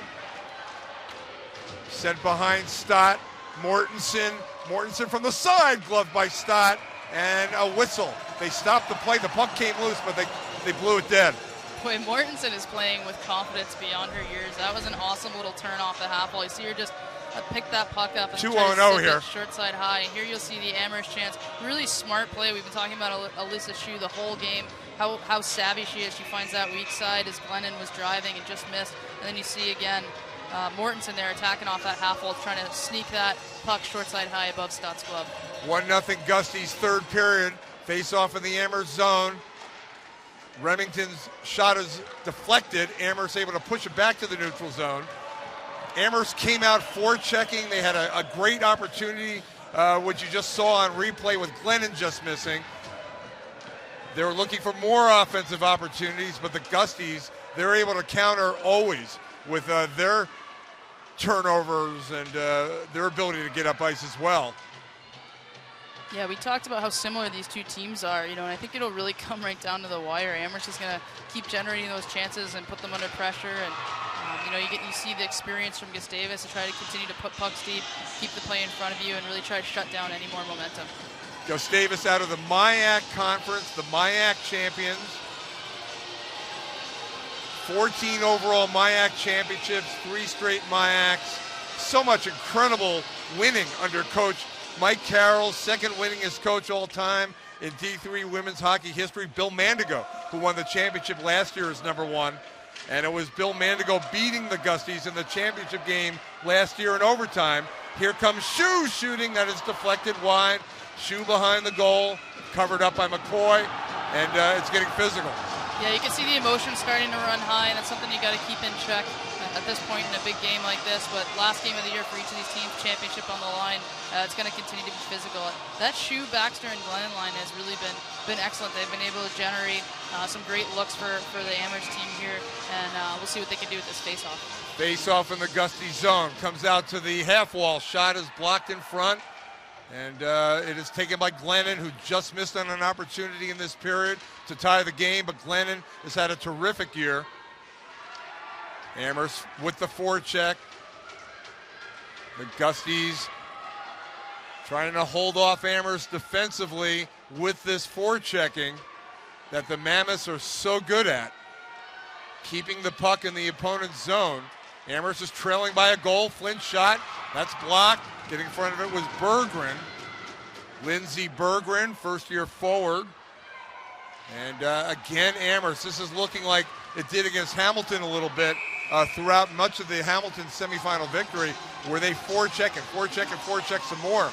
Yeah, they're hungry on pucks. Both teams are. I thought Gustavus did a great job playing the body, though. You saw Remington back there. Gabby Slakis, Coltvet, and Varese have had heavy minutes here, and they're just really playing the body well and trying to keep pucks to the perimeter. So, again, I think the more Amherst can continue to wheel, attack from behind, or get pucks high is when they're going to generate the majority of chances. Gusty's fans are holding their breath. This is just an excruciating game if you're a fan. So close, evenly matched teams, great game, great tournament here thus far. Now it's behind the Gusties goal. Amherst continues with the forecheck, looking for chances, but the Gusties emerge. Now left side, Clara Billings chasing back for Amherst. You have Kelsey Stewart. Now it's taken by Mortensen in front. Loose it comes to Amherst, and they're able to work their way up ice. They're a speedy team, Amherst. Here's Marlowe, sends it in front. Shot goes high on the try by Dan. Now sent down, redirected. Amherst pressure. They have it at the blue line. Schwartz sends it down, loose in front, at the circle, backhand, knocked away. Pressure Mammoths, 1-0 Gusties, third period. Now a stoppage, penalty upcoming. A slash, and the Gusties were going to see their power play. Yeah, it was something of a tomahawk by Mary Thompson. Not a penalty you want to take right now. Amherst has had one of their best chances of the period on that centering pass on the rush to Gretchen Dan, who was jumping in. But great opportunity here, and we know what we're going to see out of this. Haley Holland is going to be on that left side, on her strong side, looking to attack and shoot. And then you've got a very dangerous one-timer in Brooke Power over on her offside on the right side. Stott's going to be on her toes for that cross-ice pass. And then as well, you have Varese up top who can fire it through traffic as well. So this will be a huge kill for an Amherst shorthanded unit that's also capable of generating as well. Two great penalty killing units. Gusties have a great power play. 38 of 121 on the year, 31.4%. They were 1 for 4 yesterday, but they had the tying goal in the third period with this player right here, Holland, who had the tying goal to make it 2-2, setting up a double overtime. Now the Gusties move it up ice with Olsen. Olsen goes behind the goal. Olsen looks to center. Gusties power play. Big moment in the game. Can the Gusties extend the lead here? It's sent to the corner. Haley Holland. There is 1:20 left on the power play. Haley Holland sends it to the circle, one-timer block. That was Power on the far side. Power very effective on special teams. Loose in the slot. Poking at it, Haley Holland. Olsen retrieves it. Gusties power play. First time in the game they've had the power play. They're up a goal here in the third period. Press leaves it Remington. Remington from the circle centers it. Knocked away by Amherst. And back to the neutral zone. Delayed offside. And it is touched. It is an offside. That was a good play by Daly on the penalty kill, getting it out. Yeah, I thought Yubari was the one who read that cross-ice pass really well. Had her stick in the passing lane and denied what could have been a pretty dangerous backdoor pass. And you saw that Gustavus unit changing out. Really good poise there by Olsen and Tina Press, knowing they were kind of changing between units to possess. And then they almost sprung somebody in the backdoor for a tap-in. 50 seconds left on the power play. Colthet, who had the assist on the game winner in the double overtime yesterday, setting up Mortensen. Gusties can't control the puck. Amherst sends it down. And again, the Amherst penalty killing unit, 47 of 51 on the year. A great penalty killing unit. So are the Gusties. Now left side, Mortensen can't get to it, and that is sent down. You see why they have 9 shorthanded goals. Their forwards are aggressive at times, as you see Maeve Reynolds take this puck back here. Reynolds centers it. Turn around the shot. McCoy has to make the save on the try by Schwartz. And you can see as soon as that puck got sent wide, those 2 forwards were kind of rerouting and starting to slash along. They can read that play and anticipate offense really well on their penalty kill. And then Schwartz was able to headman that puck pretty quickly. And that's what makes them so dangerous, even when they only have 4 players on the ice. Only 16 seconds left on the Gusties power play.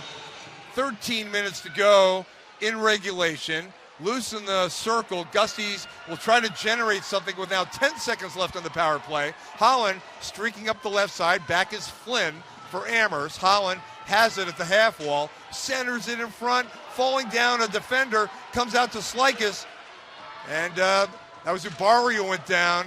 But Amherst kills off the power play. We're at even strength, and here come the Mammoths withstanding the Gusties power play, still trailing by 1, but that was a key thing, killing off the power play. Here comes Holland, and back-checking nicely Thompson, who was serving the penalty. Two good one-on-ones defensively, just really sound, keeping players to the outside of the ice. We talked about how much momentum Gustavus took from those 2 kills in the first period. Be interesting to see if Amherst can build from theirs as well now. Remington sends it wide of Stott, and she gloves it, and not taking any chances with rebounds with that pesky Gustavus offense.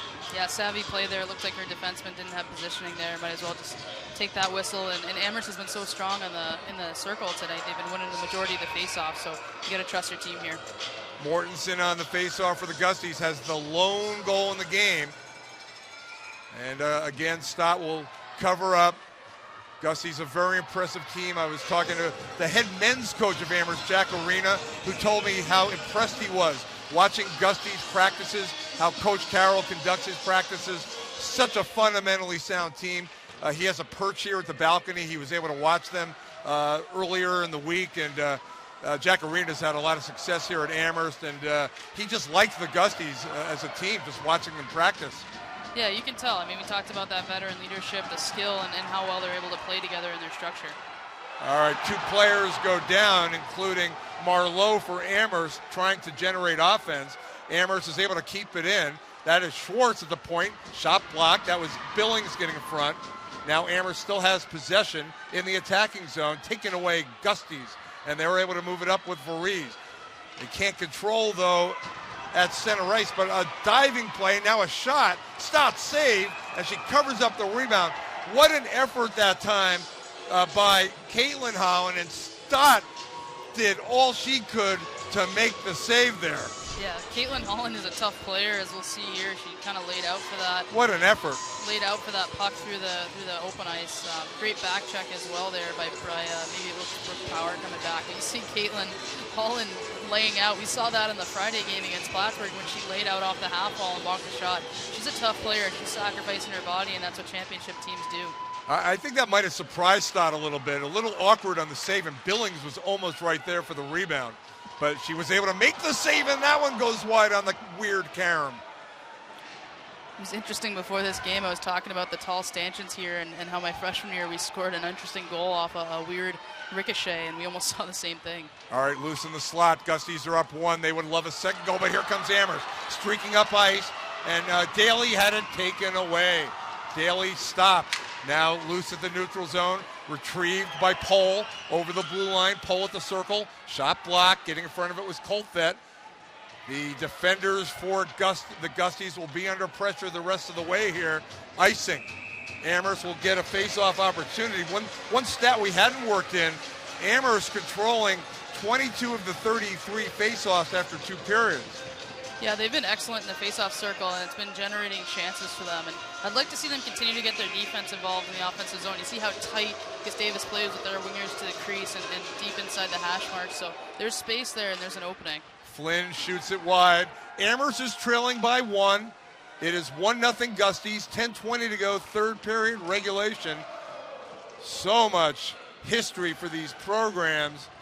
Gusties looking for their first national championship, but Shue has it in front, loose in the slot. Here comes Flynn, whistle. We got a hand pass. A hand pass stopping play.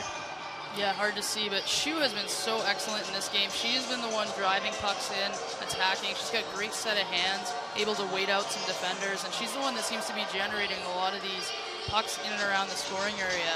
She's going to be a key figure. I'm sure Coach Matthews wants to keep her on the ice as much as possible down the stretch here as well. Courtney Drennan, Stephanie Schmitz are referees today. Haley Mello, Sam Foster, the lineswomen. It's been a well-officiated game for sure. 10:08 to go, 3rd period. This is the Gusties zone. Amherst forechecking. We're halfway through the 3rd period with the Gusties 10 minutes away from a national title, but Amherst We'll have a lot to say about that in these final now 9 minutes and 50 seconds. Slapper taking stops with a save. That was Remington. That was an actual rocket from Remington. We saw a similar shot trickling on net that beat Katie McCoy against Plattsburgh, but that had eyes on it, and you saw Stott have to make a pretty tough save high on her blocker side to control that puck. Brooke Remington has been a force to be reckoned with this weekend. She showed it again there. All right, Mortensen on the faceoff for the Gusties. Going up against Baxter. Baxter controls. We've talked about the Amherst faceoffs in the game, but the Gusties with some forechecking in Mortensen. And it's pushed forward into the neutral zone. Back is Coltvet. Coltvet will turn, send it down, stick to head. And back for the Mammoths is Gretchen Dan. Dan sends it to the near side, Baxter. Up the wall, Coltvet got in front. Taken away, Billings sends it wide. Chasing Caitlin Holland for the Gusties. Colliding with Dan, Amherst emerging. And up the right wing, Glennon. Glennon pushes it ahead. Goes behind the goal. Glennon goes down. No whistle. Amherst fans were looking for a penalty on Varese, but here come the Gusties. Up the right wing, here's Olsen. Taking the shot that's blocked by Flynn. Gusties retrieve it in the Amherst zone with the Gusties up 1-0 third period. Now loose in the circle. This is the Amherst zone. Sent down by Varese, goes behind the goal. Chasing it Olsen. We have 8:40 to go third period. Gusties lead 1-0 here at Orr Rink in Amherst, Massachusetts. Amherst College. First time Amherst has ever hosted. We had over 1,000 fans here the other day. It'll be something similar today in this packed rink. Party atmosphere. It's coming down to the wire in a 1-0 game. Gusties have it at the neutral zone. On the right side, Holland. Holland flips it down and Stott sends it to the side. Great shot. Goes to the side as well. Now on the near side, Gusties forechecking. Colfed up for it and keeping it in Power. Amherst in their own zone. Flip ahead, knocked back. That's Power working hard. Back is Schwartz. Amherst trying to clear. They need offense. They're down one in front. It comes! Big save, Stott on Billings. Wow, that was a fantastic heads-up play there out of the corner by Brooke Power. She takes that puck off the wall and had Billings streaking to the net. Just a really savvy play. Let's see her head check there. She's getting that puck, and then a great job to handle that pass that was just behind her by Billings. And Natalie Stott came up huge there to keep this game 1-0. And remember that if they tie it, Amherst, remember that save. That kept it from being 2-0. Face off, though, to the right of Stott. Gusties continuing to apply pressure when they can. But right now, trying to prevent the speed of Amherst from getting up ice. That's Marlowe. Marlowe pushes it to the corner. Marlowe's had a good first year. 6 goals, 6 assists from Quebec.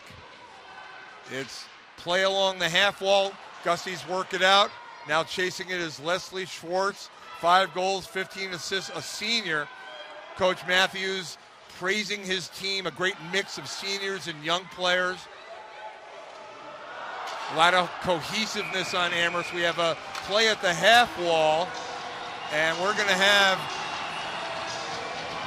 a Amherst power play. And going off is Remington. A chance for the Mammoths. And if you're Amherst here, so they're 0-2 on the power play in this game. They've been 0-6 this weekend. You got to keep it simple. You got to get pucks up to the top, to the middle of the ice, and you need to get pucks on net with screens. You don't want to overcomplicate it here and try to make too many passes. You got to get a puck in there with people at the net. Amherst failed on 2 power play opportunities in the first period. Now they have a chance to tie the game. With 7 minutes to go in the game, Gusties are able to send it down. We've talked about their penalty killing unit. Excellent. Now Amherst in their own zone.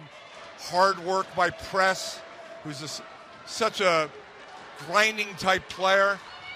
Now the Mammoths with Glennon, open ice. Glennon taken off the play by Slikis. Amherst gets it back on the power play. This is Flynn. Near side it comes. Working is Glennon. One-timer Flynn. That goes wide. Maybe deflected by McCoy. Now in the corner with 1:13 left on the power play. Amherst with Glennon. at the left point, sends it across ice. Flynn into the circle it goes. In front, and McCoy will cover up. It's like a bit of a miscommunication with Baxter there. She was dropping to the goal line, and they were thinking shot from Glennon on the half wall. But that's a better job and a nice one-timer look from Avery Flynn to get off the back of that forward and put a shot in. You got to continue to find those chances if you're Amherst to try to shrink that space, like especially on those corner battles when they came up with possession. You want somebody right in the scoring area rather than giving that penalty kill time to set up again. Katie McCoy, 26 shutouts in her career. Gusties, meanwhile, their penalty killing unit. Setting it down. There is 50 seconds left on the power play. And coming up ice is Dan. Pushing it forward is Maeve Reynolds, 14 goals this season. First year, scored yesterday. But Amherst now with 40 seconds left on the power play, taken away by Olsen. And again, they have shorthanded goals this year, the Gusties. 5. There's only 25 seconds left on the Amherst power play. Streaking up ice, it is Daly. Daly taken off the play by Coltvet. Coltvet kicks it. Now Amherst emerges with it. High slot, unable to keep it in. Ubari. There is only 8 seconds left on the Amherst power play. Ubari sends it ahead. Knocked back by the Gusties. 3 seconds on the power play. Gusties do the job. We're at even strength, and McCoy covers up with Reynolds trying to get at it. 5 minutes left to play here if you're Coach Matthews. You're trying to get that top group back out on the ice in this offensive zone face-off. But that was a better job by Amherst at the start of the power play, and then a great job pressuring down ice by Gustavus to negate any more chances. Park on the face-off for Amherst against Mortensen. 5:08 to go. Even strength. Gusties lead 1-0 on the goal by Mortensen at 14:46 of the third period. Now after it, the Gusties. Back is Flynn, double teamed in the corner. That's Billings with the forecheck. Thompson's able to get it back to the neutral zone. Intercepted Varese. Sends it towards Stott. And she leaves it for Ubari. Ubari is a first-year defender, now a whistle. Looks like a delayed offsides, and that's going to go all the way down because the Gustavus player didn't hear and was still trying to forecheck and apply pressure. 4:41 left, third period. National Championship game, 2023, Division III Women's Ice Hockey Championship, NCAA. This face-off will be now, as you said, to the left of McCoy, and it's going to be Glennon taking the face-off for the Mammoths. Correction, they work Baxter in there. Baxter against McHugh. Baxter against McHugh. 4:41 left, third period. Gusties lead 1-0. Loose in the circle, Amherst controlling. Glennon sends it right side, shot down low. McCoy steers it away. Amherst keeps up the forecheck. Back is Coltvet. On the far side, Shue is working with Baxter. Baxter pushes it up along the wall. And the Gusties off the glass, not able to clear. Amherst keeps it in with Glennon. Glennon backhands it to the corner. 4:15 to go, third period. Gusties lead by 1. Now play in the corner in the Gusties zone. Amherst trying to keep it in, but here come the Gusties. Working up the right side with power. Sends it towards Stott, gloves it with Gray streaking up ice for the Gusties. It's a nice job by Gustavus to win that puck battle, get the puck down ice, and then you can see how they're trying to play smart here. Just keep putting pucks in behind the Amherst D. Force them to have to turn it over, or force Natalie Stott to have to freeze a puck. With 4:01 remaining here, you're going to keep an eye on Stott and net and see when Coach Matthews is getting ready to pull her down the stretch. Mike Carroll with 491 career wins, looking for 492 in his first national championship. There is 3:50 to go, third period. Gusties have it in the Amherst zone, leading by 1. Press, sends it to the corner, Haley Holland. Out it goes Slikas. Slikas had the assist on the Mortensen goal. The only goal in this game that came in the second period. Back to the neutral zone. Back is Dan sending it ahead. Amherst up ice. Pushing it ahead is Reynolds. Reynolds with Slikas back. Now it's sent along the end boards. Amherst with 3:20 to go, down 1. Trying anything they can do to generate offense here. But emerging with it is Varese. Knocked down by Amherst. Sent back. After it is press for the Gusties, this is the Amherst zone. Gusties lead 1-0. Stott gloves it. We're going to have a face-off in the Amherst zone. Again, another good breakout and tough defense by Gustavus. They're really not allowing Amherst to escape from corners with pucks, and that's leading to clean breakouts and entries. And then now 3:04 with an offensive zone face-off, looking to keep Amherst hemmed in their D zone so they don't have a chance to pull their goalie over the next few minutes. Amherst controls the face-off, and Holman tries to break away. Holman working with her teammate, but it's sent back. That was Marlowe working with Holman. Now Gusties forechecking, and they're leading by 1. Amherst coming away up the right side. You've got Thompson knocked back. That's Billings for the Gusties, taking away Mammoths. Sent into the Gusties zone with 2.5 to go. Third period, Gusties leading 1-0. Colfett taking away Thompson. Amherst pressure. They work it near side. Holman shooting through a crowd blocked. 2:15 to go, third period. Amherst trailing by 1 in the attacking zone. Play at the half wall. We'll see when Coach Matthews may elect to pull his goalie. He will pull the goalie if it gets late. Still trailing by 1. Now Gusties forechecking with 1:55 to go. Could be a chance to pull the goalie here. Here comes Thompson. Takes the shot, gloved by McCoy with 1:49 to go in regulation. Wow, what a save by McCoy. Great patience there and able to snap that one up. Great rip there by Thompson coming down on her strong side there. Got everything behind that shot. You'll see that nice heads-up poke and then a great look to get that shot off. That was a great effort on the back end by her Amherst teammate to poke that puck ahead. All right, a timeout is called, so now you're Jeff Matthews. You're down a goal. There's 1:49 to go. The face-off in the Gusties zone. Do you pull Natalie Stott now? Yes. You pull Natalie Stott, you have a face-off play ready to go. But, again, this isn't a situation they've found themselves in very often this season, let alone over the last month. But it is something they should be ready to go and ready to execute. So you're giving your top line a rest. You get your top power play unit out there, +1. Try to get traffic to the net front. And again, I thought they started to show later in that power play, better execution to get that puck to the middle of the ice and get shots through. Really interesting about Katie McCoy, who just made that great save. So yesterday she allowed 2 goals, and Coach Carroll didn't mince words. He said they were soft goals, as how he put it, but she was great after that, and she made some tremendous saves to keep the game tied before the Gusties were able to win. Yeah, she was excellent over the last half of the game, and then through the overtimes when Plattsburgh was able to generate some major looks on 3-on-1. So she's definitely a strong goaltender, and just as much as we talk about Natalie Stott's numbers this year, Katie McCoy's have been excellent. She has stood tall to the task, and she'll have a lot of pressure applied to her here. We'll see if she can. The key is really going to be seeing the puck through the traffic and then controlling those rebounds. We saw that game-winning goal Middlebury was able to generate last year off of a rebound on a low shot. So she's going to have to try to see pucks and steer pucks to the corner or smother them. All right, you saw Jeff Matthews at the bench. What did he work up here? Extra skater, empty net. Amherst down 1. They have possession. This is Dan sending a cross ice in front of the slot, redirected in front, loose of the crease, and whistle, no goal. No goal with 1:39 to go, third period.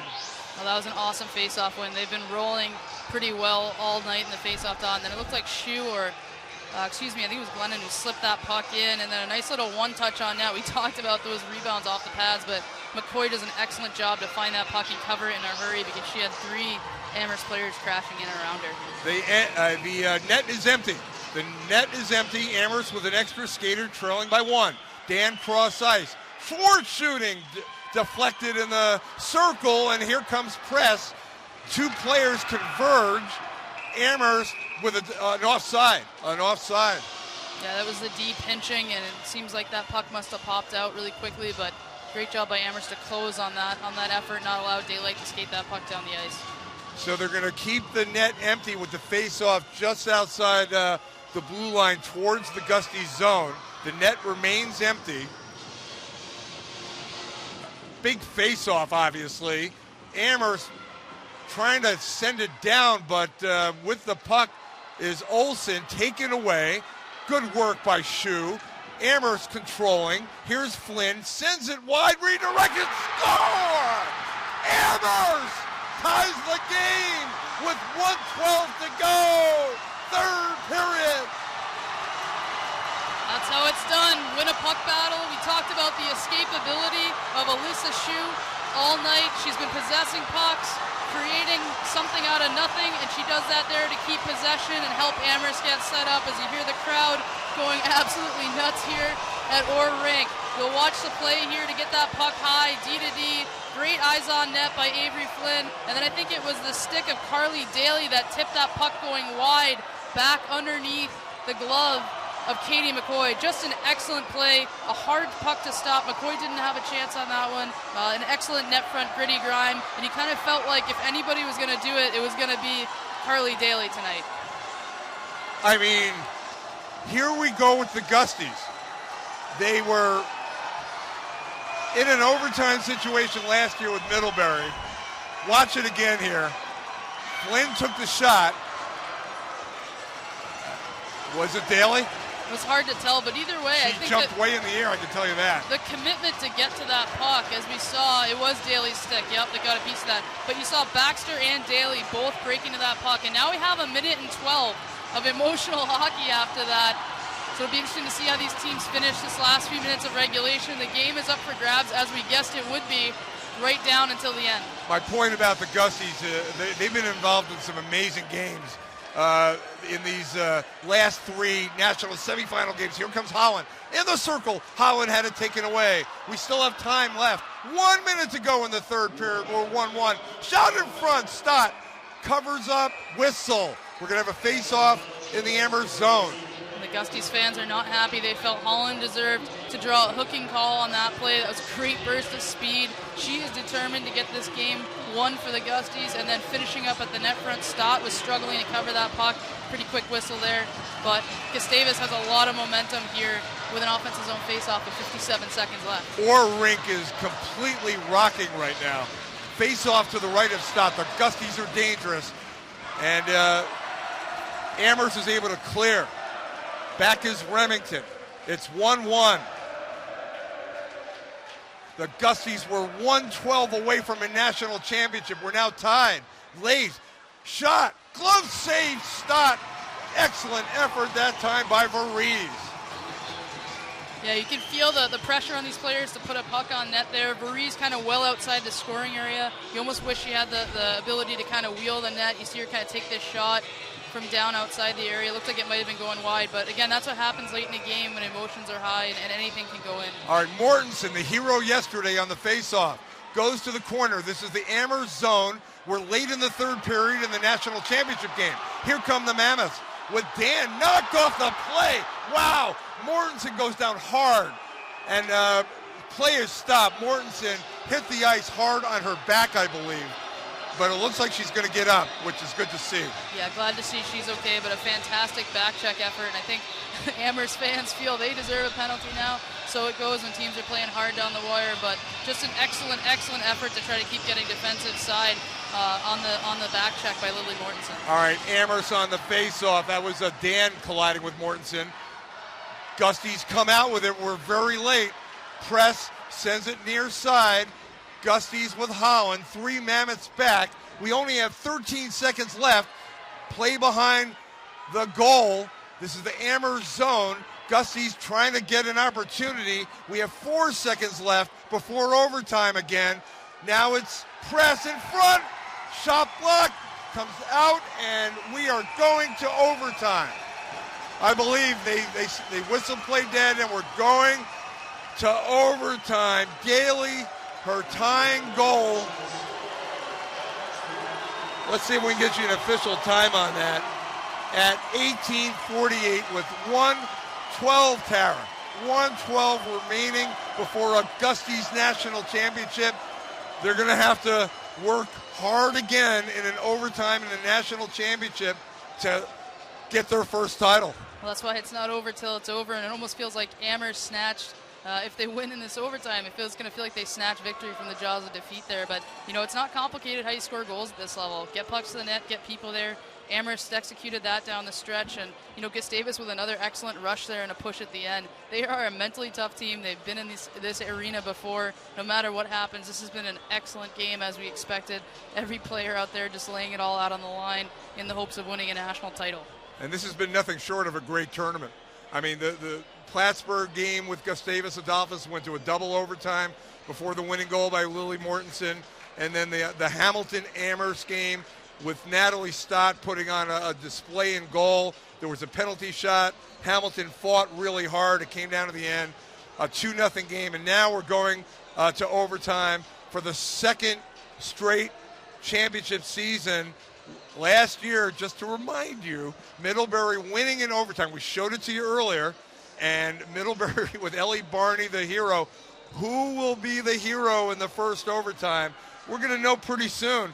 They put 15 on the clock on Steve Vecchione with Tara Connolly. Amherst tying it with 1:12 to go, third period. And we're going to have overtime in the national championship game. We're going to take a short break, but we're going to come back. And we'll see you soon from a rocking Orr rink here at the 2023 NCAA Division III Women's Ice Hockey Championship. Back from Amherst shortly.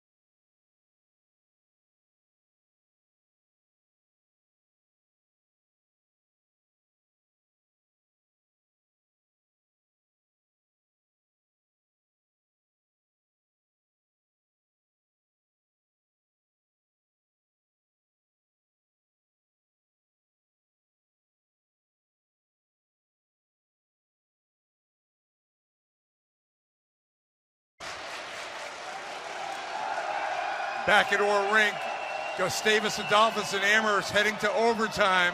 Amherst tying the game with 1:12 to go in the third period. This is the overtime situation that these schools have seen themselves in before. Gustavus Adolphus last year losing to Middlebury 3-2 in overtime.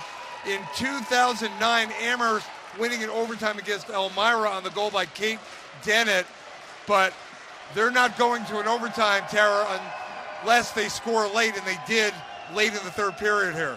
Yeah, what a great effort by Amherst to stick with it there. They were able to get Stott pulled. Then you see we've been crediting Alyssa Shue this whole game. Just a great play to possess that puck, get it high, get it across that midline D to D, and then an amazing tip there at the net front by Carly Daly. They had two players converging, getting in McCoy's eyes, and they're able to get a touch on that bouncing puck that had eyes underneath her blocker side there. So just a fantastic game. It's going to be a 2-1 win. The question is just who. 60 minutes didn't solve it, so we're going to go to overtime. All right, so let's talk about a couple statistics. The Mammoths have done an amazing job on face-offs in this game, 41-20. And Anna Baxter, 20 of 20. You see it right there in the face-offs won. But Amherst has not been able to convert on power plays, 0 for 3. Gusties 0 for 1. And the goalkeepers have been put to the test. But right now, it is overtime. Yeah, and those face-offs, we talk about what a strong face-off team Gustavus is between Emily Olsen and Molly McHugh. Lily Mortensen doing a great job this weekend. And Amherst has really come in and dominated in that face-off dot, not just on the dot, but with their wingers as well. They've been able to tie up, kick pucks back to their D. They've been winning a lot of different ways. This is going to be a great battle in the overtime. All right, watch Amherst. Remember, they scored 9 seconds into the second period yesterday, or rather Friday, against Hamilton. Now Amherst can't control the puck in the Gusty zone. They have to go back and retrieve it for Schwartz. Watched by press. We're in overtime national championship game. Gusties and Amherst. Now up the left side, it's Daly, who scored the tying goal, with Amherst having an extra skater and an empty net late in the game. Amherst on the forecheck, comes out to the blue line. That is blocked, and that could have been a breakout for Holland. It had it bounced in a different direction, but Amherst comes up with the puck. Now Holman will flip it down behind Katie McCoy. Icing. Katie McCoy had 21 saves after 3 periods. Natalie Stott, 29. We talked about the defensive effort by Gustavus there. A great block by Haley Holland to keep that puck away from the net. And again, continuing to use their D is Amherst, who has a lot of space up there at the top of the O-zone. McHugh against Reynolds on the faceoff. This is the Amherst zone. We're 45 seconds into the overtime in this national championship. Now backhand is kept in at the blue line briefly, but comes back to the neutral zone. And now going back to get it for the Mammoths is Ubari. Gray forechecking. Slikis comes up. Amherst able to control. And they get it out to the neutral zone. Backhanded down by Kate Pohl. Kate Pohl with 13 goals this year. Coltvet, who had the assist to Mortensen yesterday on the game winner. Amherst interception. Flynn works her way in behind the goal. After for Amherst is Baxter. Now behind the goal and in the corner, Glennon. Glennon with Baxter. Baxter at the corner. Sends it to the blue line. Here comes Dan. Slapper redirected. Amherst scored on a redirect. Now Flynn. Save McCoy on the shot from the half wall. And it all started from a great change and real heads-up play by the defenseman, senior defenseman Avery Flynn, getting to that weak side, cutting off the stretch pass going to Power, and then Amherst was able to possess in zone. And there's so much space up there. Those defensemen almost need to take a breath and attack in when they have space and not take shots from the perimeter, as you can see Gustavus kind of packing in. Dana Park on the face-off for Amherst in the Gusty zone. Sent out to the blue line. Shot deflected, and here comes Tina Press. Over the red line, over the blue line, tries to get around the defender, getting in front of it with Stewart. Now it goes behind the goal. Haley Holland, watch for her wraparounds. Really good at that. Olsen is also good with passing from behind the goal. Takes the shot, it's blocked. Now goes behind the goal. Gusty's forechecking. 1-1. Overtime. National championship. Holland had a block, and Thompson comes away for Amherst. The Mammoths push it ahead with Marlowe. Back is Varese. We're in overtime in this 1-1 game. We've played about 2 minutes and 15 seconds. Gusty's zone. Amherst forechecking with Thompson. The Middlebury transfer. Played on a national champion last year. Shot wide. Now Amherst with pressure. Goes behind the goal. Loose at the side. McCoy has to cover up with Reynolds lurking. When Pohl's been a little bit quiet today, but you saw her hanging off that back post, and that wide shot by Holman almost worked its way to the back door off the end boards. It's pretty tight back there. That's a smart play, and again, that kind of home ice advantage, knowing where those bounces are going to take place. Reynolds on the face-off for the Mammoths. Amherst has done an amazing job on face-offs in this game. Gusties are able to work it out to the neutral zone. Here comes Mortensen diving to the ice. We saw her hit the ice hard at the end of the third period. Bounced right up. What a tough player she is. And now the Gusties forechecking with Slikis. Working with Billings.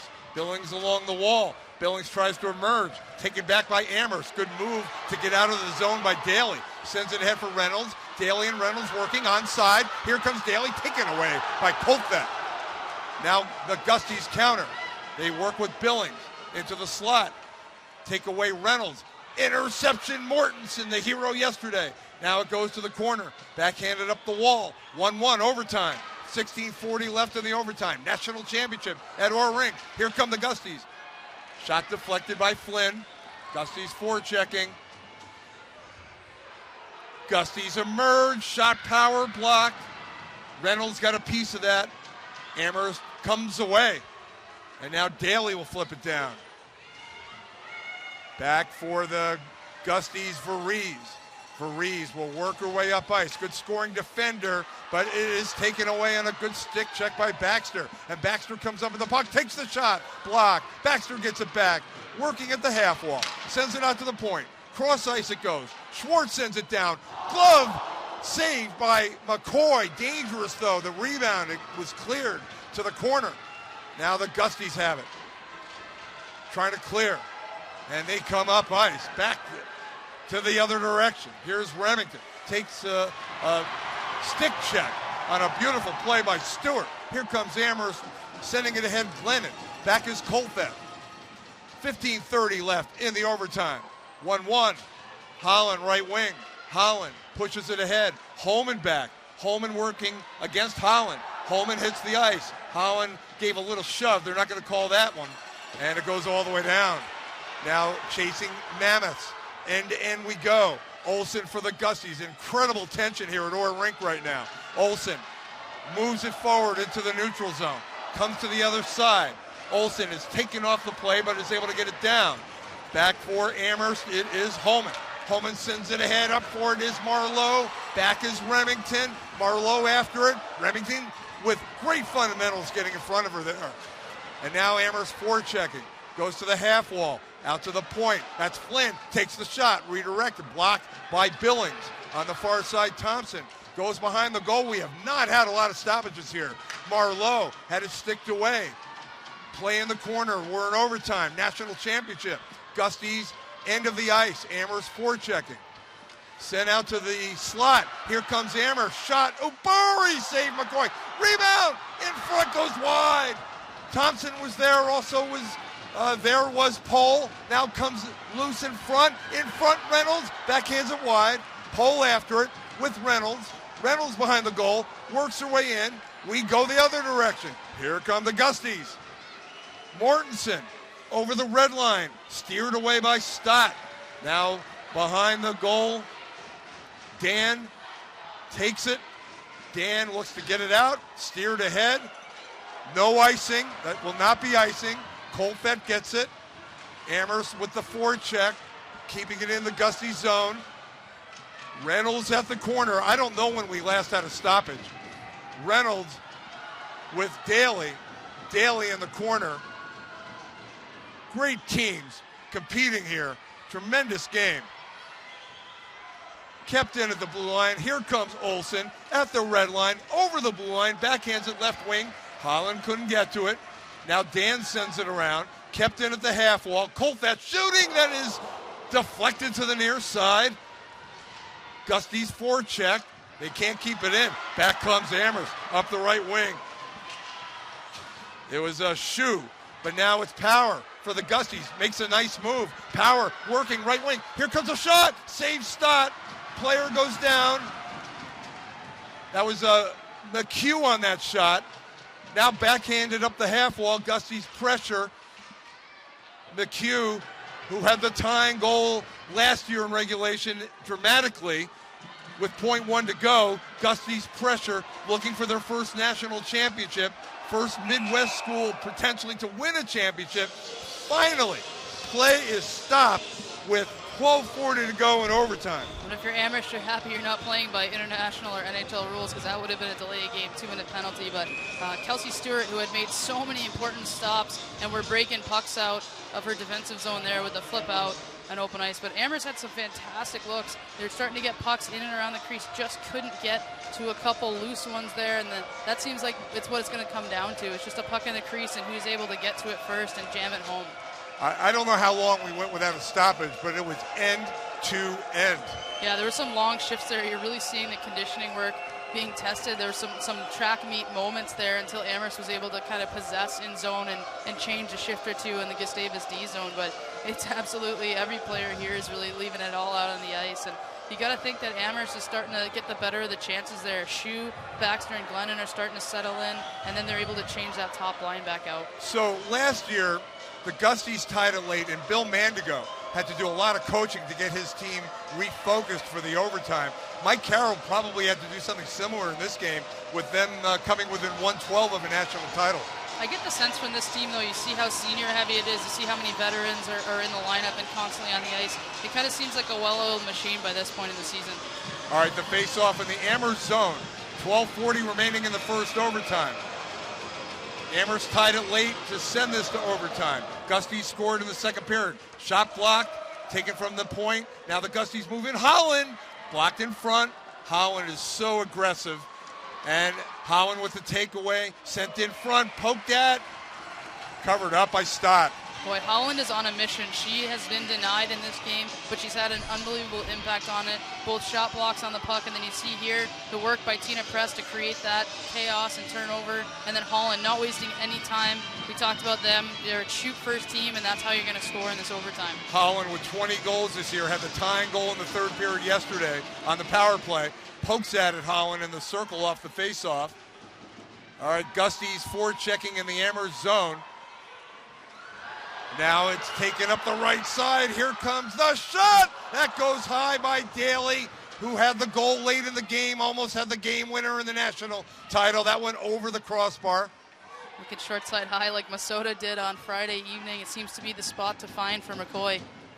All right, Gusties with Holland. Haley Holland over to the blue line. Haley Holland staying with it. Holland shoots, save, Stott.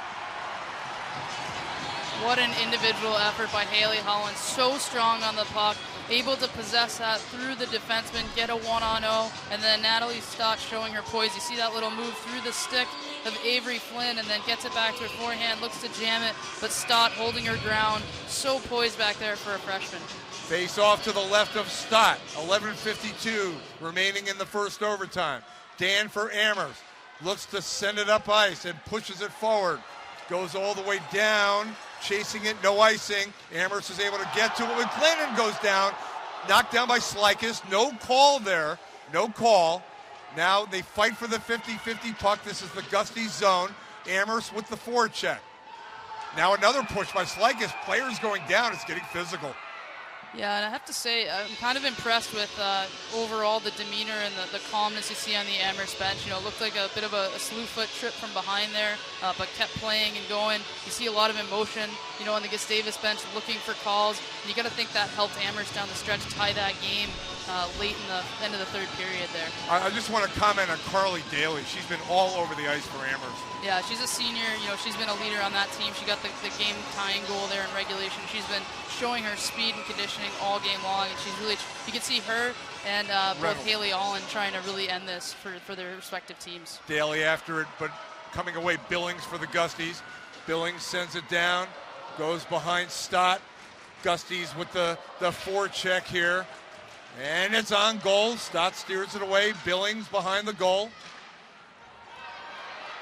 Now the Mammoths look to send it up the wall, but it's sent back towards Stott. There's a collision in the crease. Gusties applying pressure. Amherst emerging with Daly. And it goes up ice. Poking at it for the Mammoths was Pohl. But it's taken away by Caitlin Holland. Caitlin Holland will push it to the corner. Now it's sent to the near side. Up the left side, Pohl. Colt that back. Now it's Remington back, and McCoy will leave it for Remington. Sends it off the glass to press. Steers it ahead. Amherst takes it away. And here is Ubari.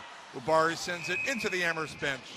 Just making sure Coach Matthews is staying awake there. Was Ubari just testing her teammates, but good poise there on the D-to-D neutral zone. You can see Amherst trying to cheat with those wingers long and really stretch out that Gustavus neutral zone, see if they can catch those defensemen on the wrong side of the puck.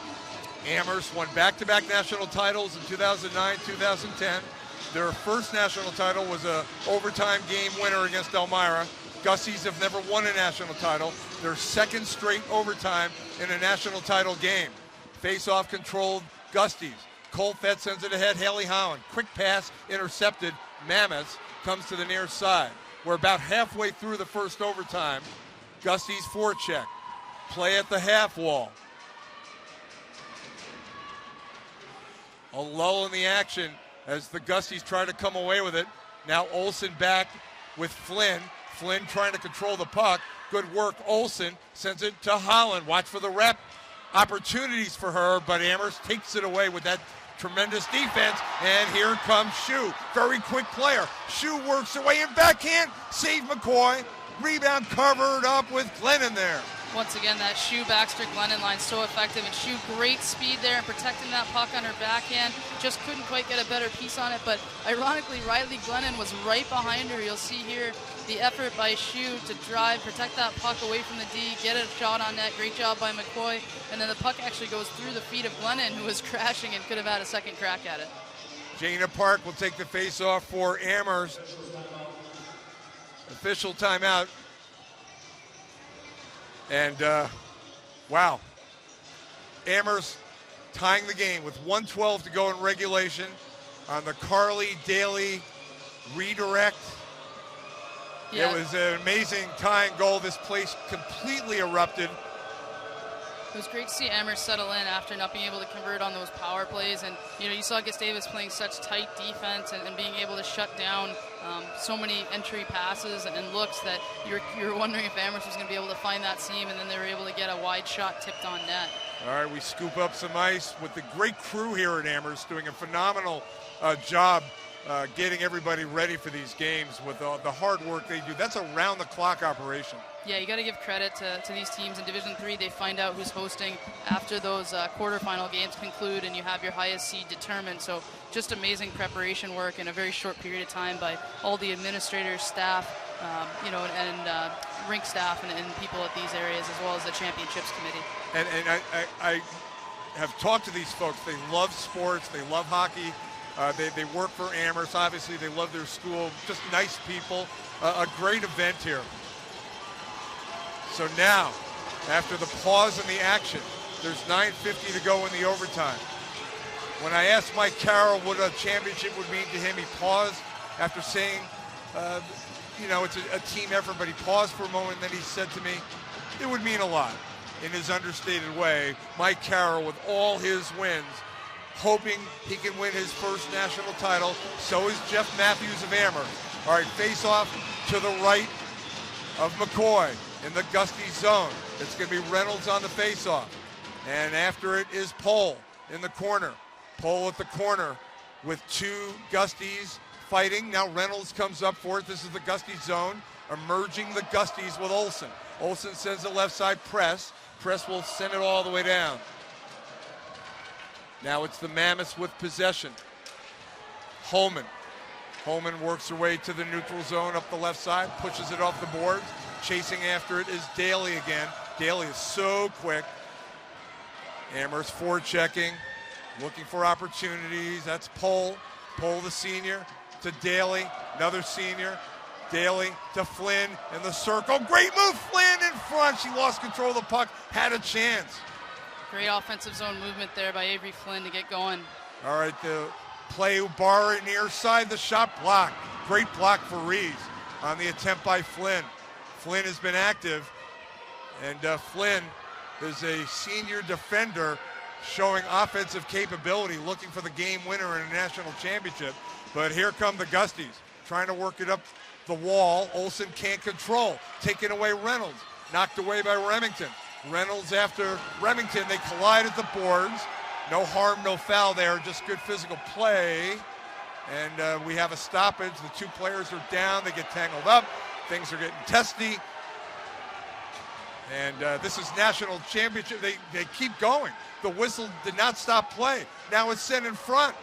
It was a great look by Kate Pohl out of the corner. Tried to tuck it short side, and an excellent play to hold her post there was Katie McCoy. That was a dangerous shot off of that scrum in the corner. I thought I heard a whistle, but they kept going.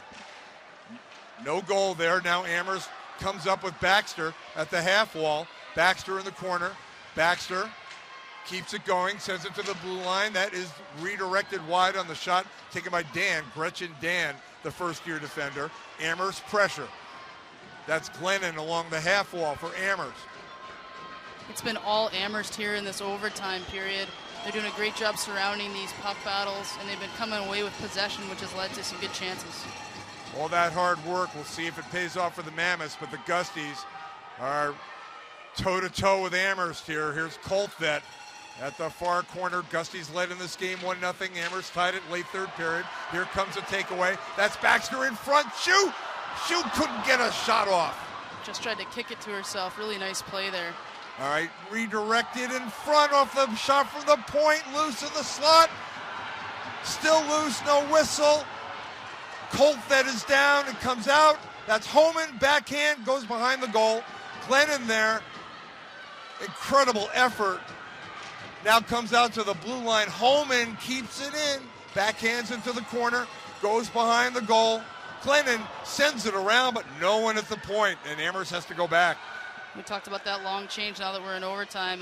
Much needed change there for Gustavus. Great effort by Coltvet to try to hold on to that puck. Jana Park pushes it forward.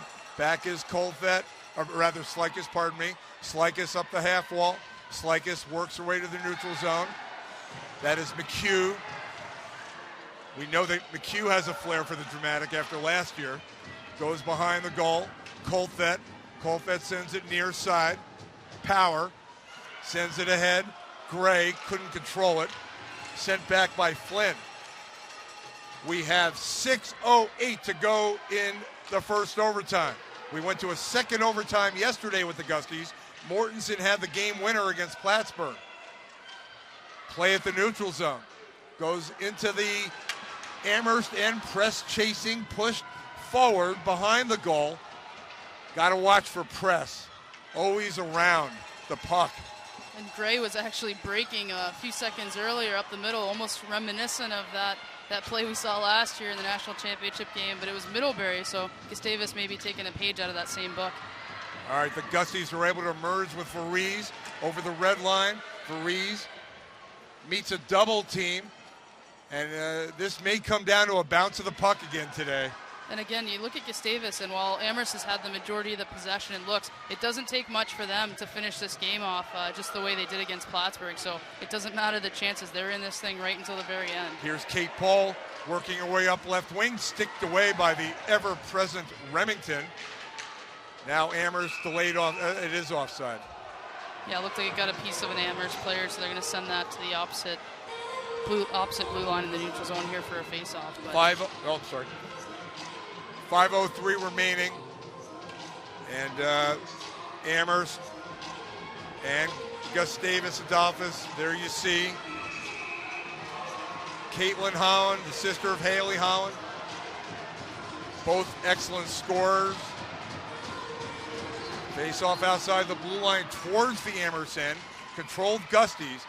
As we were telling you, Amherst has controlled the majority of the face-offs in the game. Gusties won that one, and they're able to set up their forecheck, trying to get something going here. Amherst has done great work trying to create opportunities, but here's Remington sending it to the side of the goal. Natalie Stott in goal for Amherst. Tremendous first year with 14 shutouts on the year. Knocked down by Glennon. Works up the right wing. Sticked away. Good play, Caitlin Holland. Sent in front. Goes through. After it is Baxter. Baxter sends it to the corner. Colfett back. Colfett in the corner. A double team by Amherst sent behind the goal for Remington. Now it is Mortensen. It's deflected in front. Ubari pushes it ahead. Intercepted. Diving to the ice is Caitlin Holland. Eventually she whacks at it at the red line. Remington working. Press knocks it down. Back is Flynn for Amherst. Boy, Caitlin Holland, what a strong young player. Take away Haley Holland. Now press. Backhand, covered up, Stott.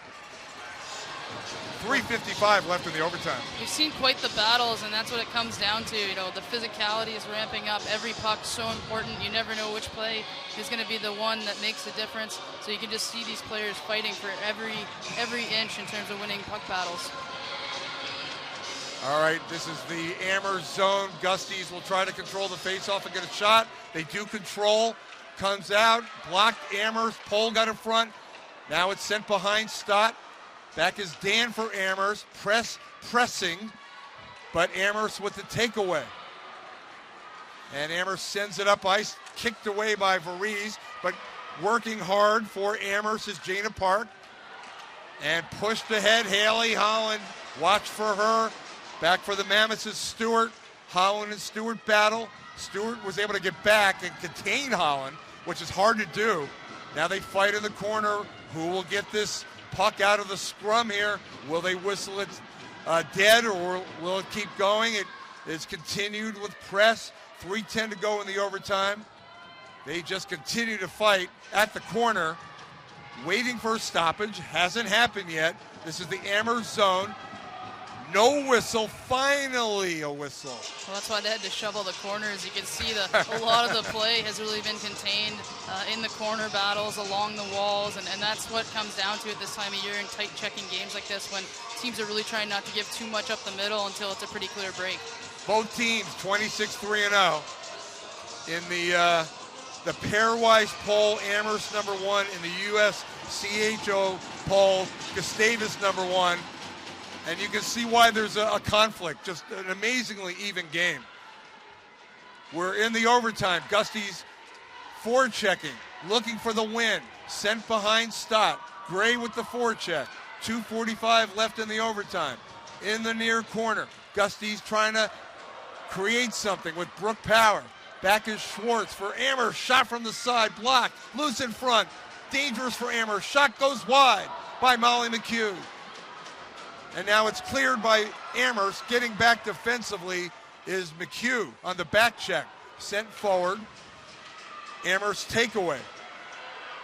Marie-Eve Marlowe from the left wing. Knocked away by Remington. Marlowe with 6 goals this year. First year. Sent to the neutral zone. Pushed high in the air. Knocked down at the blue line by Remington. Over the red line, Remington. Triple, quadruple. 5 Amherst players got back to converge on her there.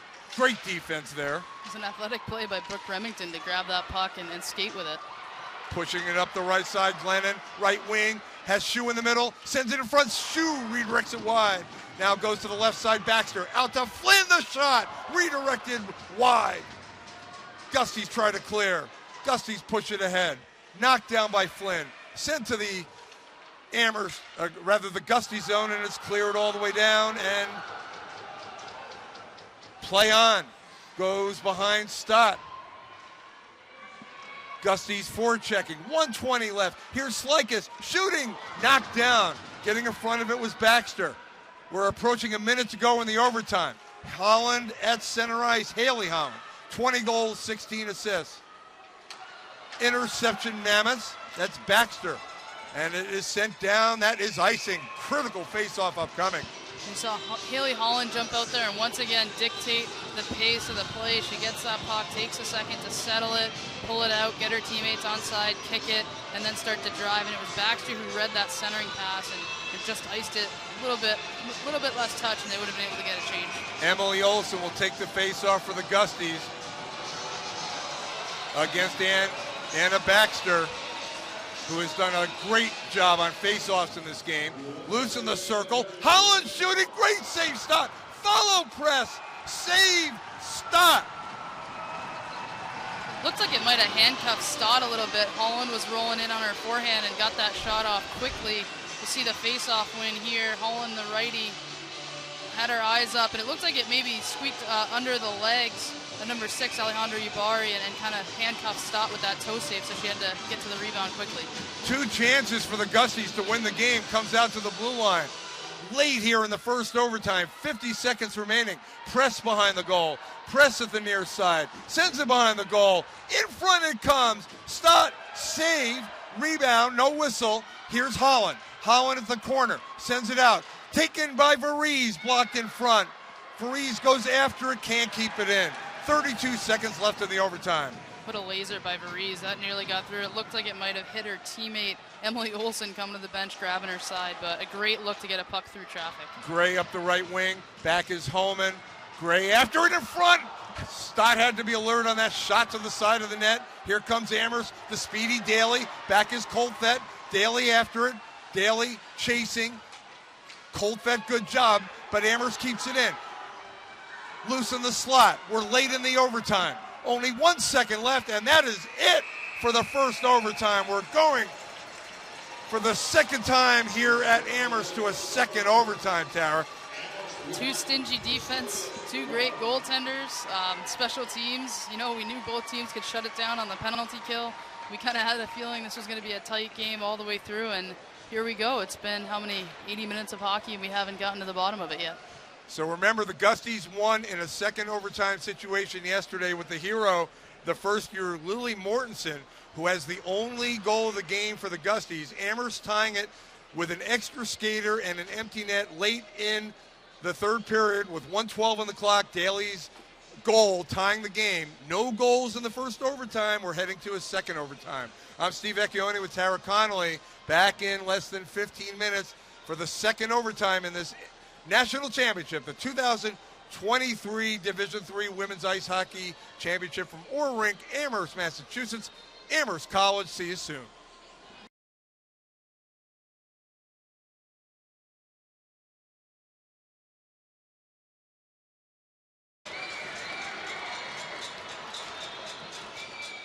Back at Orr Rink, I'm Steve Vecchione with Tara Connolly. A party atmosphere here at Orr Rink. And let's show you how we got to this second overtime. There was obviously no goals in the first overtime, but Tara, Gustavus struck first in the second period. Yeah, great forecheck here. You saw Slikas pinching down. That created that loose puck that popped back down to a waiting Lily Mortensen, the freshman, on the spot again to get her second goal of the weekend and put Gustavus up 1-0. So the Gusties were within a minute or so of winning a national championship, but Flynn took the shot. Daly with the redirect. Yeah, you saw Amherst commit to that 6-on-5. They had numbers at the net, shot going wide from Flynn, and then a fantastic redirect back by Carly Daly, who, along with Haley Holland, have been pushing and pushing in that first overtime to try to end it for each of their teams. So I know we had a double overtime yesterday with the Gusties winning, but in the modern era of championship women's hockey, D3, this is the first double overtime. You had the Amherst victory in the overtime over Elmira in 2009. You had the Plattsburgh overtime victory over Adrian in 2017. You had Ellie Barney and Middlebury, NESCAC School, winning at Middlebury last year, 3-2 in the overtime. But this is the first double overtime. Yeah, we saw Amherst start to really step up and control a big portion of that first overtime. Be interested to see Gustavus respond here in this second overtime, see if they can jump them out of the gate. Amherst seeking its third national title. The Gusties have never won a national title. No team from the Midwest has ever won the national title. So here we go. Amherst going right to left, Gusties left to right. Getting loud here. Every fan is on their feet. It's a perfect atmosphere for a national championship to be decided. You got the Amherst home crowd, passionate as ever, robust student session. Should be a fun one. All right, Holman bounces it into the Gusties zone as we start the second overtime with the Amherst forecheck. Now loose in the circle, going after it. Pole sends it out to the blue line. Cross ice pass. Holland was lurking for a potential breakaway there. Yeah, she almost intercepted that and went the other way, and she's so dangerous in transition as is. In front, the takeaway shot, Pole steered away. Reynolds was there as well. Now the Gusties send it up the ice. Immediate near chances for both teams. Looks like Remington stepped in front of that shot and blocked it. Remington gets back, a collision behind the goal. No penalty there. This is the Gusties zone. We're in the second overtime, about a minute in. All right, Gusties with Farise, forechecking his Shoe, who looked very good in that first overtime. Shoe with the forecheck, comes loose to the slot. That is Glennon. Glennon shooting, blocked. Now it's taken away, press, sends it to the neutral zone. Another strong defensive play by Gustavus. That was Emily Olsen step in front of that shot, and great poise by Riley Glennon of Amherst to try to drive that wide. Coltfett back for the Gusties. Amherst relentless forechecking. Amherst had a lot of opportunities in that first overtime. They did. They were able to really hem Gustavus in. They were able to get a lot of loose pucks and change to the net. Just couldn't quite finish. All right, here's Glennon. Glennon sent to the ice, but no call there. Now behind the goal, Coltfett. That might have been her teammate stick. I know the student section was right in front of that play and wanted a call, but I think that was friendly fire. I guess you can't call it against your own teammate. All right. Gusties with Gray and Olsen. Olsen sends it to the Amherst end, but they take it away with Mary Thompson sending it down. Forechecking Holman, but here comes the Gusties shot, save, Stott. Drive by Caitlin Holland. And now taken away by Marlowe. Nice little chip there by Caitlin Holland to put it behind the D, beat her to the puck, and then a good shot that Stott was equal to from distance. All right, that is Caitlin Holland behind the goal, working with Mortensen, the hero in double overtime yesterday. And she has the only goal today for the Gusties. That came in the second period. Now the Gusties chasing, getting back defensively. That's icing. So face-off will be in the Amherst zone.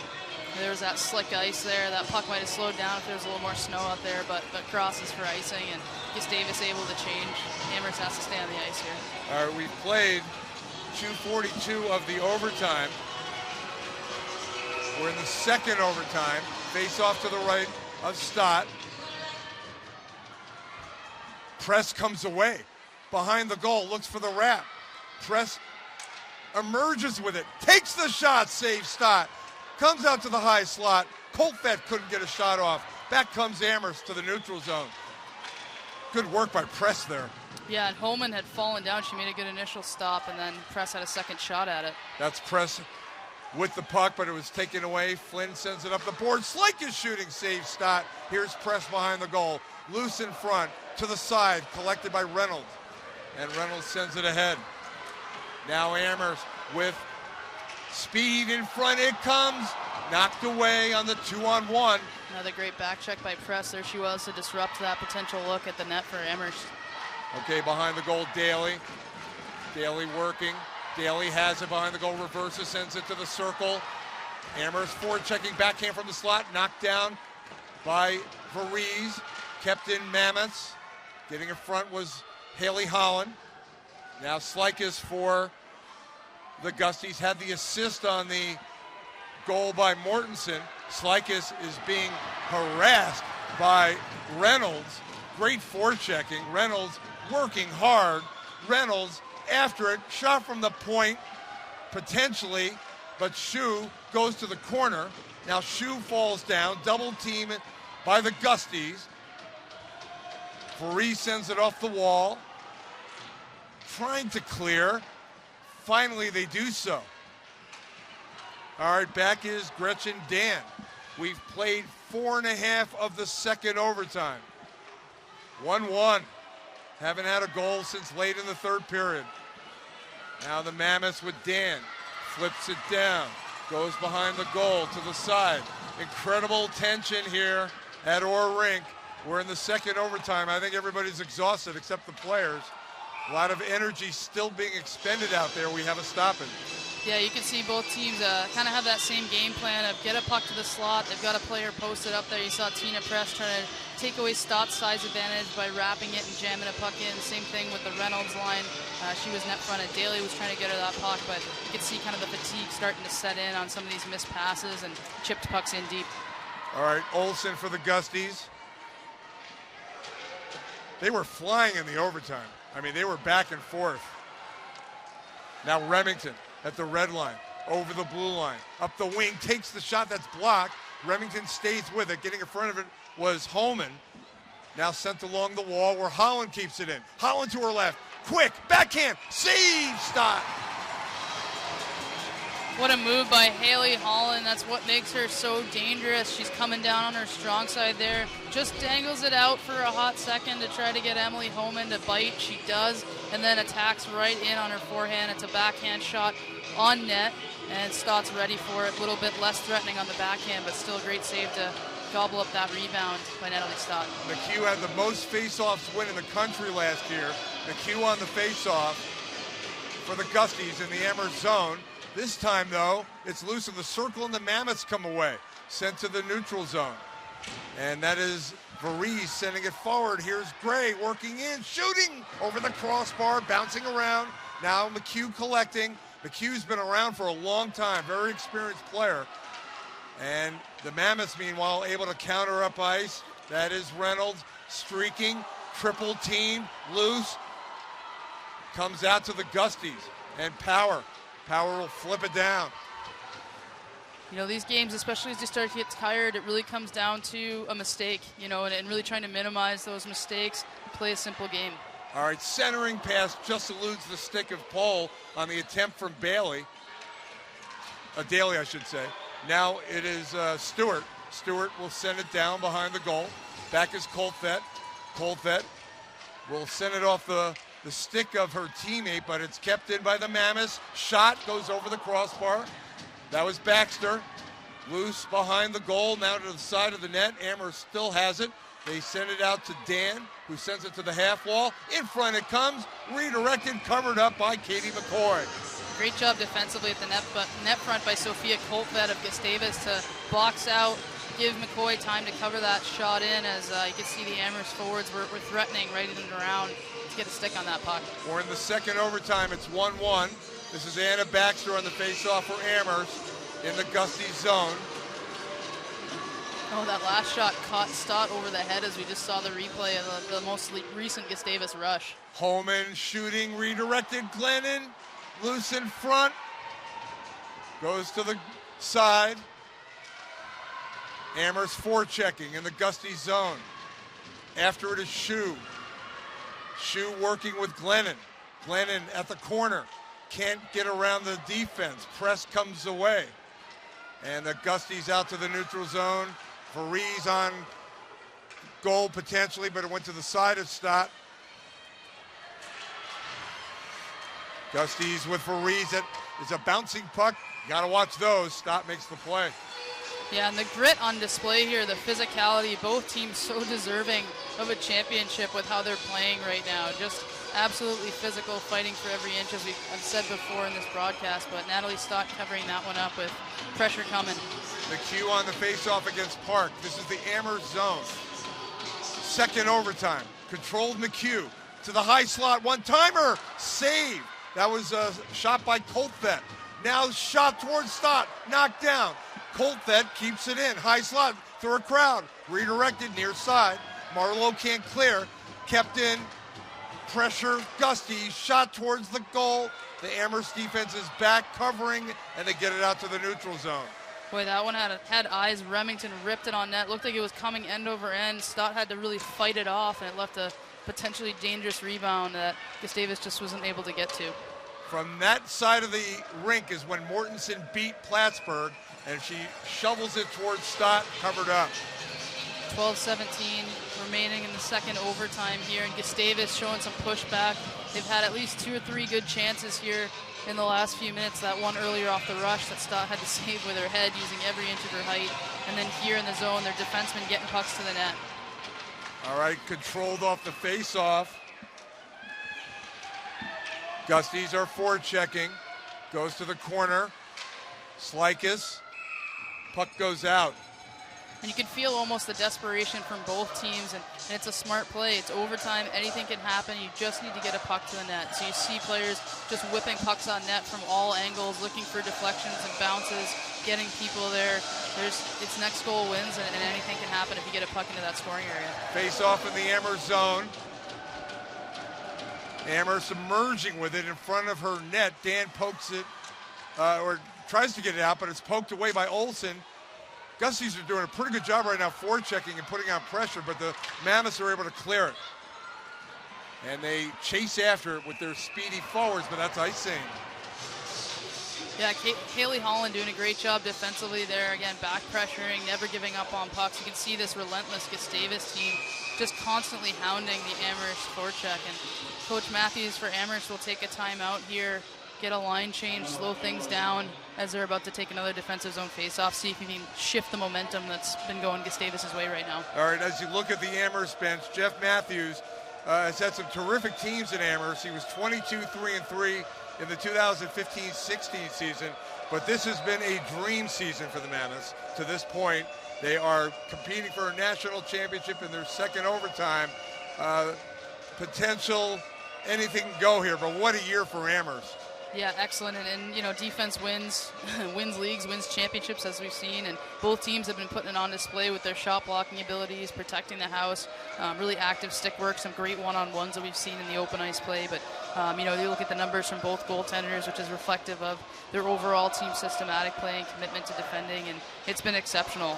You know, and you're seeing some great depth play as well down the line. The Mortensen, Holland, and Billings line has been excellent for Gustavus, and then we've been really impressed with Baxter, Shue, and Glendon as well, who've been driving some play for Amherst. So you're just getting contributions from the whole lineup. Everybody's doing their job.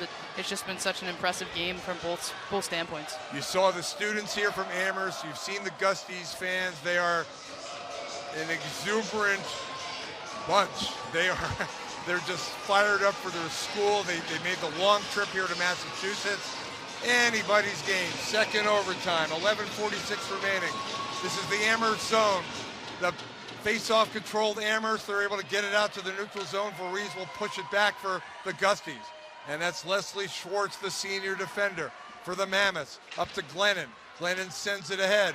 Poked forward by the Mammoths. That's Baxter. Able to get it into the Gusty zone behind the goal. Now Glennon after it for the Mammoths. Glennon in the corner. Two Gusties are there. Glennon tries to emerge with it, sends it up the wall. That's Schwartz. Schwartz at the point, sends it down, save McCoy. Rebound cleared and kept in. Schwartz goes behind for Shu. Shu working with Glennon out to the point. Sent down, knocked down, Gustie's counter. Dangerous player, Haley Holland shooting high and out. Boy, Emily Homan is playing well beyond her years. The freshman from Norwell, Massachusetts. Another block and a really patient one-on-one against a speedy, strong, and dangerous Haley Holland. That's a big-time play on the back end from a young player. All right, Mortensen, who has the last 2 goals for the Gusties over the last 2 games on the face-off. Mortensen sends it on goal off the face-off. Those are tricky when you get the shot off right away. It's hard to tell if that was bounced off the puck drop or if they actually got a stick on it. That was a quick one. Got off the face-off dot as soon as it got on. But it's a goal. You have to be alert on that. Absolutely.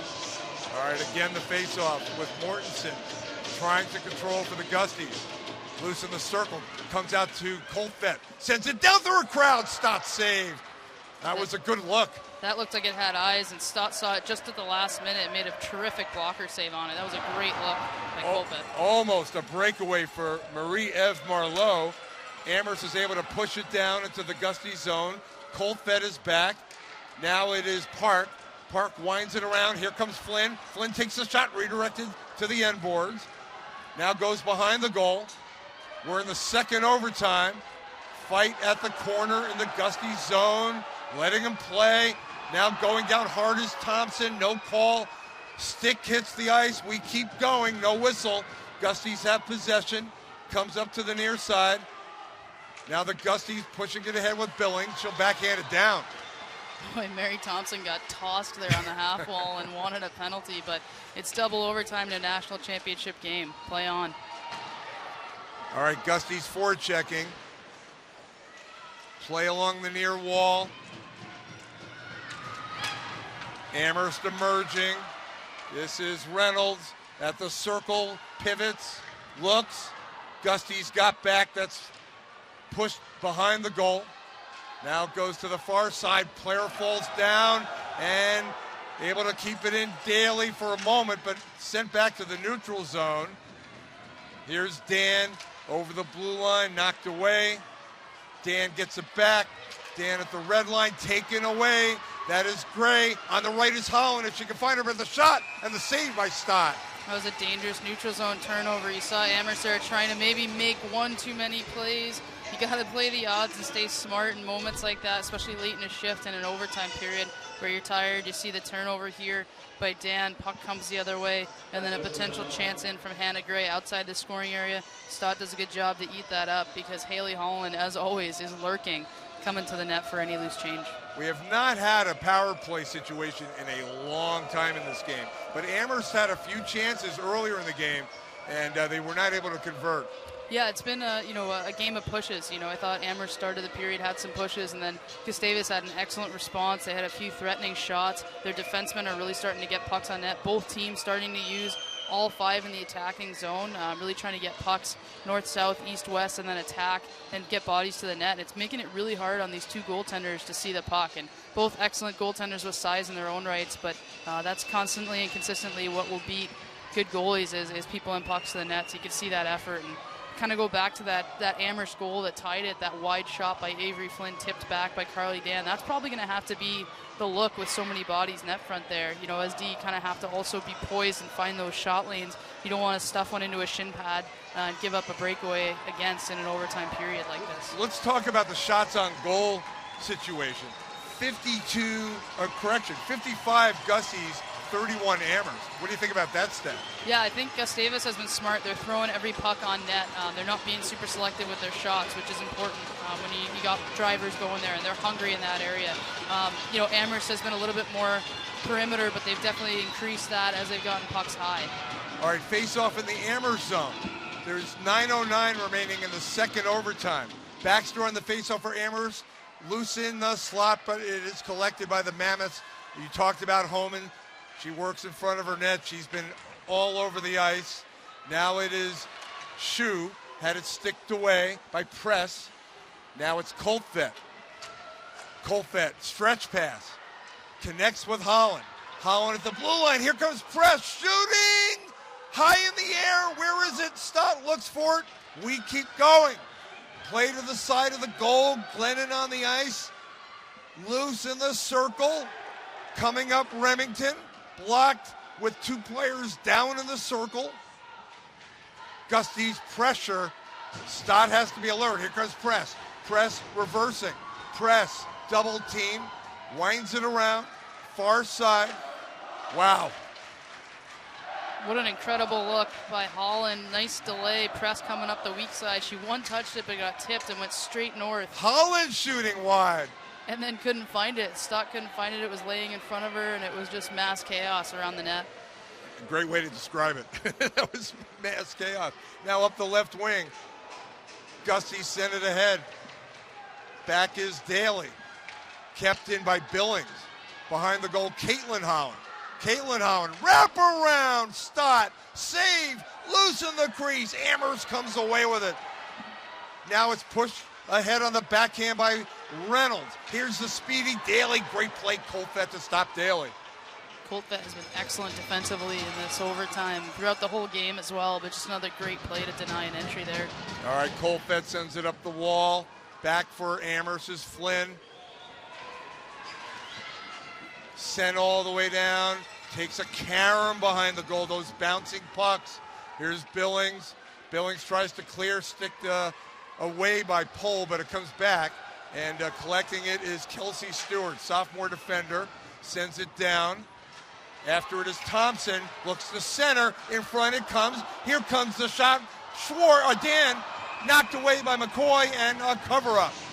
Wow, great work by McCoy to find that puck through traffic. It was a nice little delay by Mary Thompson to carry that puck and try to find her teammates centering, as you see here.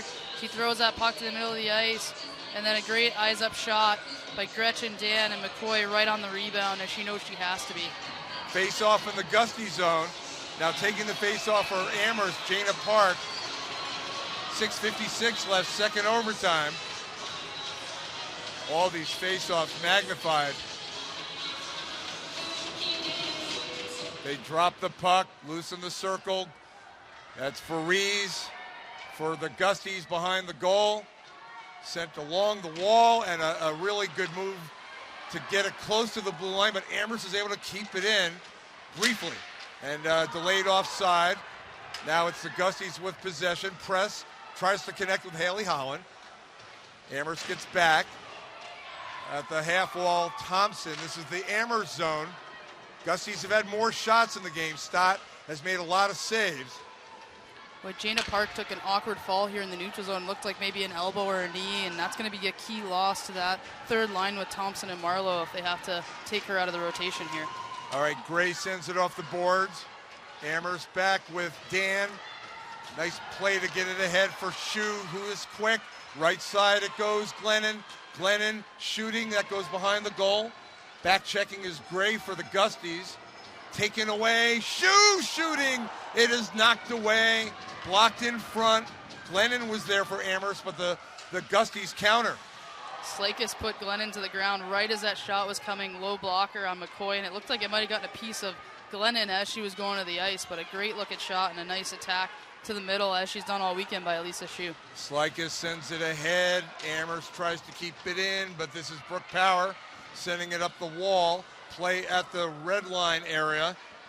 Taking away Mammoth, knocked down. McCoy has to be alert. She'll glove the bouncing puck.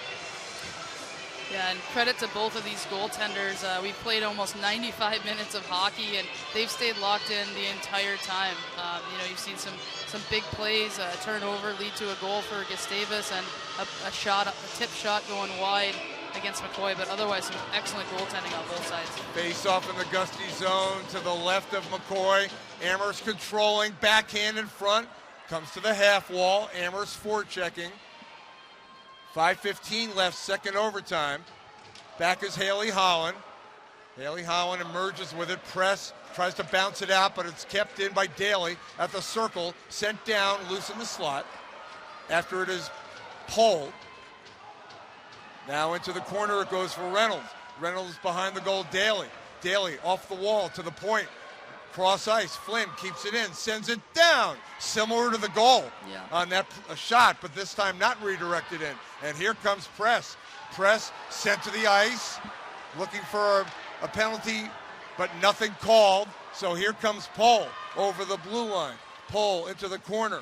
Pole had it sticked away. Kept in Dan briefly, but back come the Gusties to the neutral zone, taken away by Park. Park on goal, save McCoy.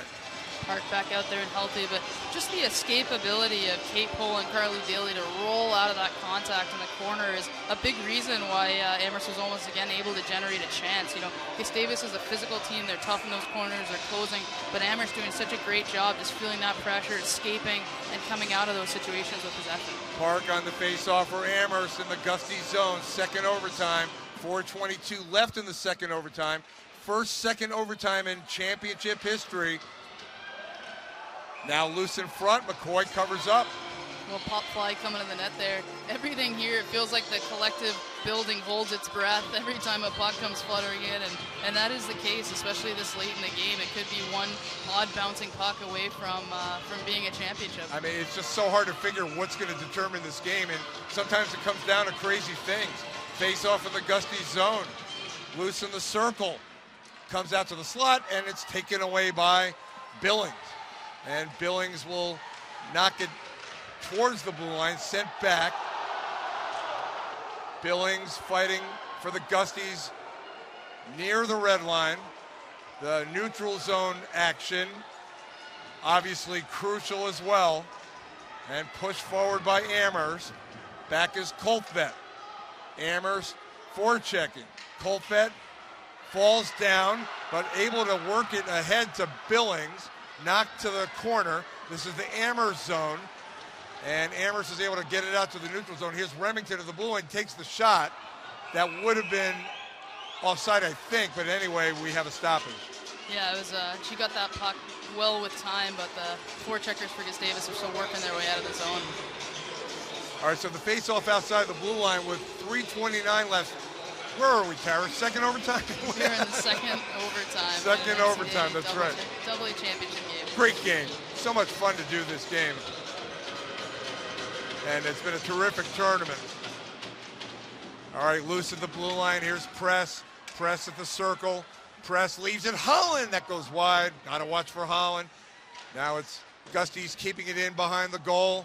We're late in the second overtime. Gusties forechecking. And one of those fights for the puck at the wall.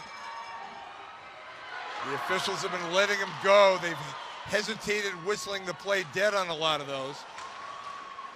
And meanwhile, it's Haley Holland working to the slot, shooting, save Stott.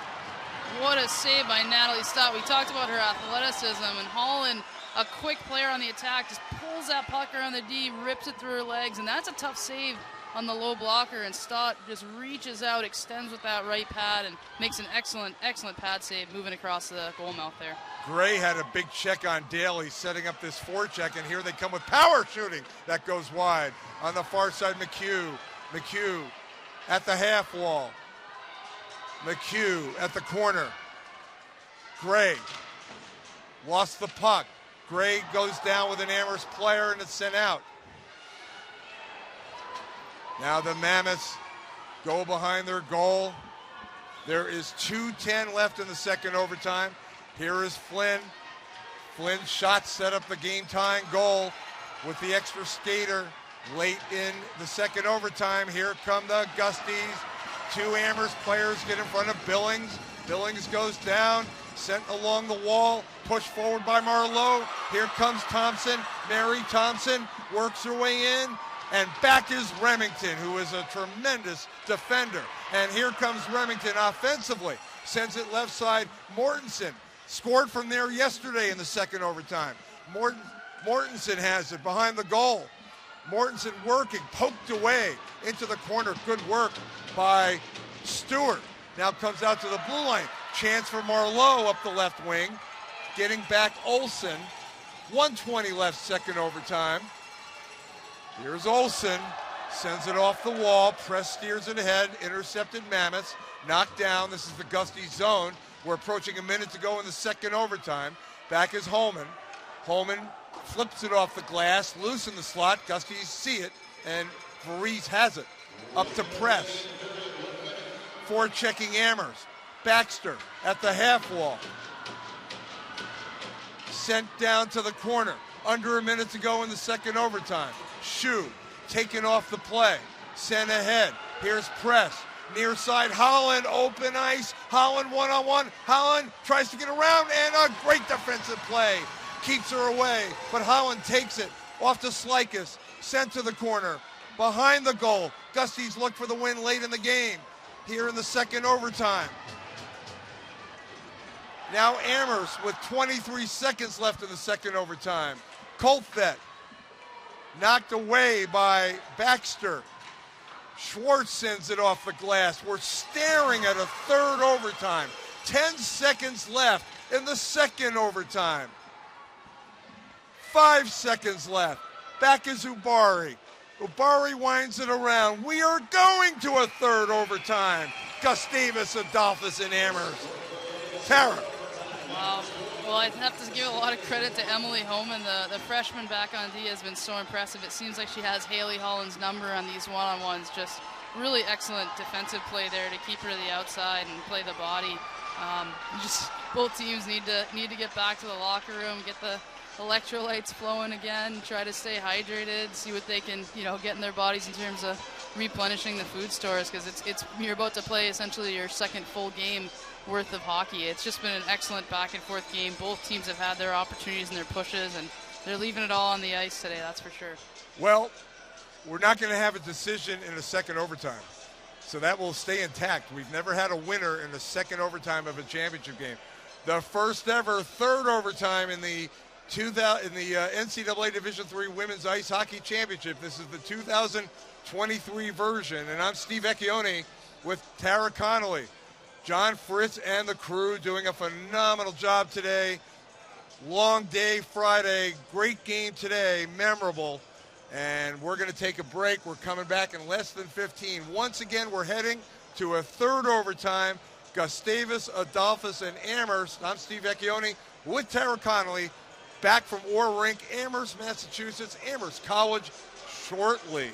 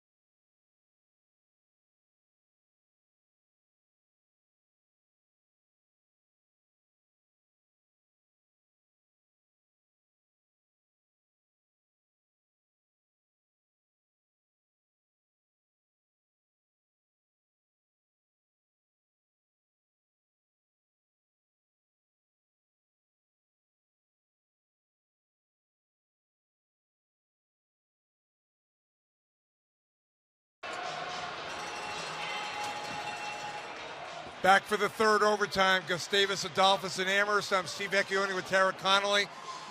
Right now, the shots on goal in the game, Tara, 58-34, Gustavus Adolphus. A lot of opportunities. Yeah, a lot of heavy traffic in front of both goaltenders. Gustavus was able to put more pucks on distance on Natalie Stott, but starting to get some better scoring chances there at the end of the overtime.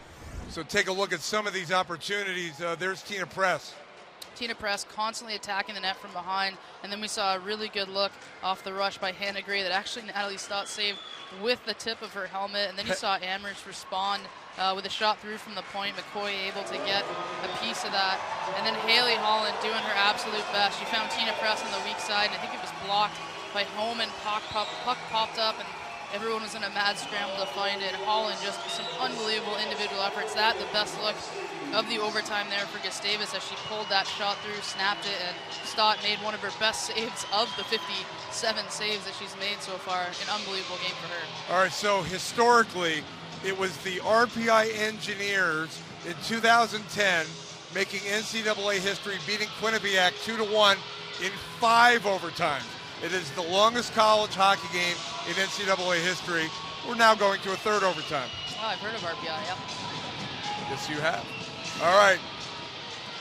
War rink, everybody just sort of waiting to see what's going to happen. So much excitement. Amherst tying the game late in the 3rd period. For this 3rd overtime, Amherst left to right. And it was this side of the ice where they scored 9 seconds into the 2nd period on Friday. Taking the face-off is Reynolds. And it is pushed forward by Amherst. Gusties are able to collect it and send it down. Now it is back for the Mammoth Schwartz. Schwartz took the most shots after 2 overtimes in this game for Amherst, 10. And Schwartz pushes ahead. Here she comes, working with Daly. Sends it in front. Cleared by Remington. Daly forechecking. We're underway in the 3rd overtime. Press with a move to try to get away, but it's taken away by Pohl. Sent ahead to Daly. Gusties are able to collect, and here comes Press to the red line. Backhands it, near side Holland. Holland with the shot. It was deflected by Flynn, and the save again by Stott. Boy, if Gustavus wins it here, you have to think it's going to come off the stick of Haley Holland. She is a threat every time she has a puck, but she is especially crafty and finding ways to get really testy shots in on Natalie Stott, who has played 100 minutes plus of hockey tonight here. You have to wonder when that's going to factor in. Molly McHugh on the faceoff for the Gusties, controlled though by Baxter, who has done a great job on faceoffs in the game. Now 24-9 in her faceoffs. Meanwhile, it is up ice Glennon going up against Power, and the 2 of them go down. Gusties emerge. And now Flynn can't get to it. Gray in front. Pushed away, Stott, oh! It went through the crease, does not go in. Oh man, Stott was waiting on that one. It was so dangerous. That's where you want your goaltender. And again, this is what 100 minutes of hockey does. Your decision making sometimes changes. You see this one trickling towards Stott, a puck race, and then kind of bypasses the defenseman. A smart play there by Hannah Gray to get it on it, and it nearly trickles in and gives Stott time on the icing to collect her glove, which had actually come off in the play. Face off to the left of Stott, control. Billings shooting, that's to the side. Now behind the goal, the wrap, in front. Here comes Billings, kept in by Varese. Sends it to the half wall. Shot towards Stott, knocked away. You see her fundamentals on that short side. Now it's Mortensen, the hero yesterday, in front, loose, rebound, score! Gusties! They win in the 3rd overtime!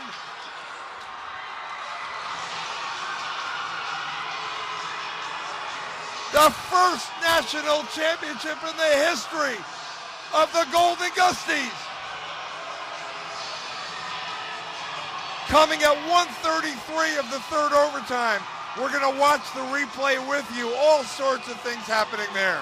Well, we knew what it was going to take. It was going to take a shot into the net and a rebound opportunity to beat an excellent Natalie Stott, and that's what it took. Just relentlessness around the net. Looked like another similar play to how Amherst tied it late in the 3rd period, where there was a shot on net. If we can get a shot of Jeff Matthews talking to the referees. Jeff Matthews is talking to the referees, the Amherst head coach. He is questioning what took place there. There is Jeff, thank you, John. There's Jeff Matthews talking to the officials. They're probably going to look at this play, I think. I would imagine maybe they're looking for a goaltender interference. Not exactly sure. It looked like a pretty routine rebound play, as we saw here. That puck going wide, and you saw. And it's poked in. It was number 15, and I think that's Billings there, but I believe the teammate to her right. It looked like Caitlin Holland there at the net front with her jamming away. Now, Amherst is not left. I think the officials may be looking at this. We are not done. Yeah, they are. There they are, taking a look.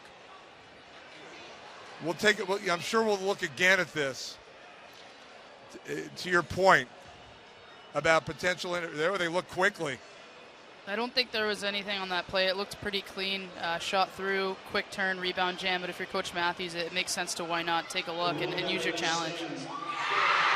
Gusties are the national champions. Well, what an effort at the net front. What an effort by Natalie Stott for over 100 minutes in this game. It took third, fourth chances to beat her there at the end. And congratulations to the Gusties, their tenacity, their effort, their determination. They were never out no matter how many chances were against, no matter what the score was. They're an impressive program, and they deserve that championship. Congratulations. So much determination, losing in overtime to Middlebury last year. And I'll point this out, I have not brought this up today. Heather Olinger, who was a defender for the Gusties for her senior season, suffered a serious injury on a check from behind. She's on the road to recovery, but she was not able to participate.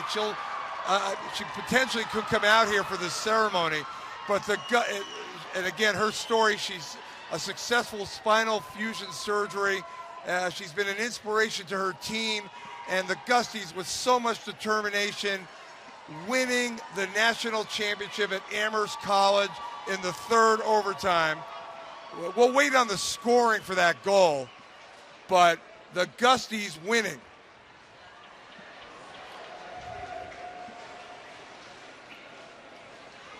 You got to give a lot of credit to just the way that Gustavus came out of that intermission going into the third overtime. It almost seemed like there was no doubt that they were going to bury the best opportunity they could and finish this game. As you see Olinger on the ice there, and congratulations to Gustavus. You see the healthy and injured scratches out there on the ice. Great to see her taking part in this moment. But just a tremendous effort, and you see the fans there for Gustavus.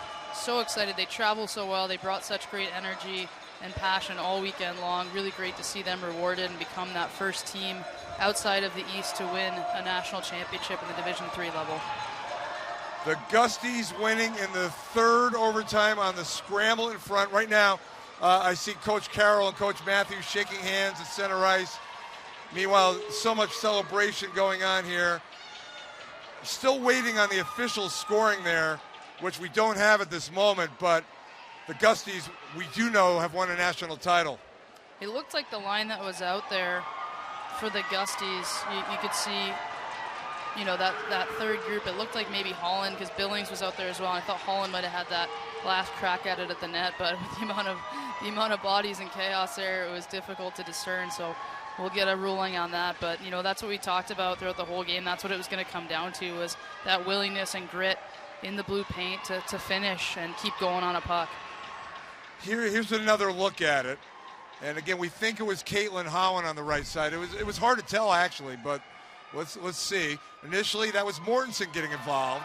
That is Caitlin Howen on the right. Billings is there, 15. Looks like Caitlin Howen pushed it in. Yeah, so it was the quick wheel by Lily Mortensen, who once again finds her way either onto the scoring sheet or into the action. She whips that puck in there, and it looked similar, as we were saying. You'll see the angle here. It was going wide, and so Caitlin Holland gets a stick on that to stop it. Jam play by Billings, and then a great follow-up effort by Caitlin Holland. And we talked about Haley Holland. Looked like she was determined to end it and kept it in the family, and got themselves a national championship to celebrate with their extended family tonight. And they were 1-2 in terms of shots on goal. Haley Holland had taken 10, and Caitlin Holland had taken 7 after the second overtime. Caitlin Holland's perseverance working with Billings and Mortensen paid off. And you got to give a lot of credit to, as we talked about, Natalie Stott with 60 saves in the game, but also Katie McCoy, who held them in that second overtime when Amherst looked like they were threatening. There were a lot of pucks in and around the crease, and she was just solid all night. We saw those 2 goals against that Coach Carroll wasn't maybe thrilled with on Friday night, and great response by her in this game. She was just a complete backbone and gave them a lot of confidence in the back end. All right, we're going to wrap it up. There are awards ceremonies taking place, and I know you're going to stick around and watch that. We're going to sign off, Tara and I. I'm Steve Vecchione with Tara Connolly. Again, thank you very much to John Fritz and our crew for the great work they did these 2 days here at Amherst. We had a double overtime, a triple overtime, just amazing stuff. The Gusties winning their first national championship in the third overtime here at Amherst College by a final score of 2-1. So once again, stick around please for this trophy presentation. I'm Steve Vecchione for Tara Connolly. We'll say goodbye from Amherst, Massachusetts. You've been watching the 2023 NCAA Division III Women's Ice Hockey Championship. Good evening from Amherst. Trophies upcoming. From Gustavus at defense, Kayla.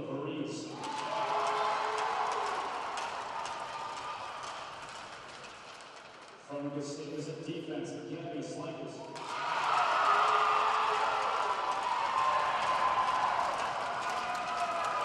Back from goaltender from Amherst, Natalie Stock.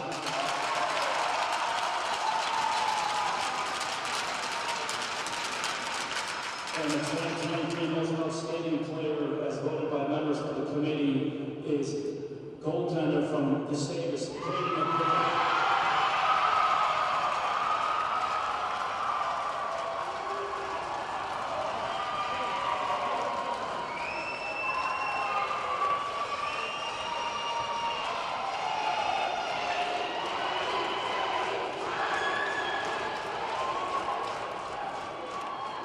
And now the runner-up team in this year's NCAA Division III Women's Ice Hockey Championship, finishing with a record of 26-4, the Amherst College Bananas.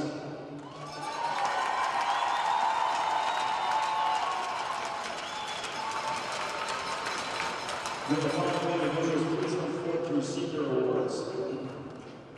Natalie Stock.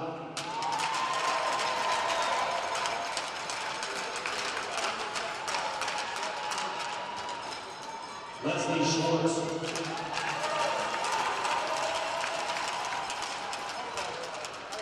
Gretchen Gann.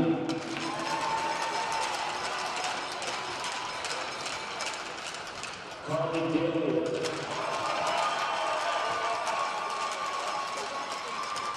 Maria Montalvo.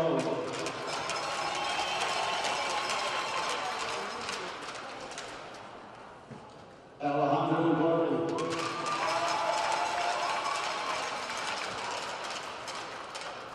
Kate Cole.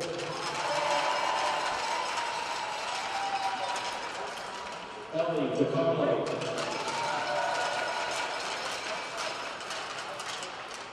Maeve Reynolds.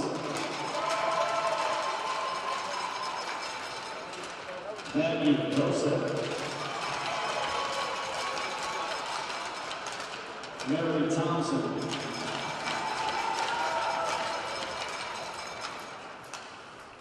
Kelsey Stewart. Elisa Chu.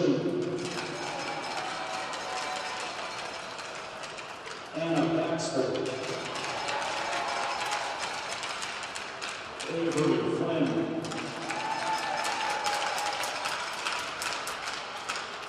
Emily Holman.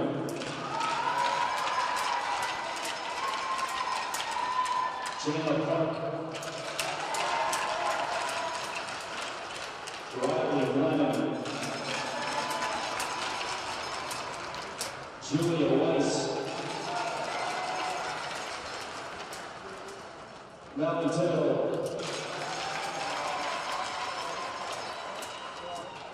Kayla Bush.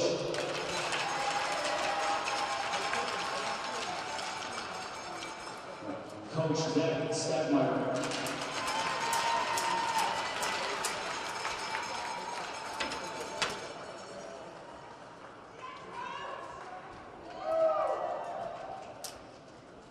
Trainer Kathleen Czekanowski.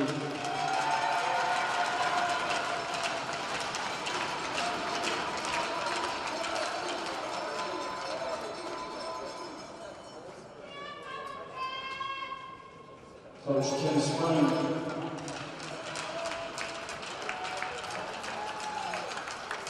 And head coach Jeff Matthews.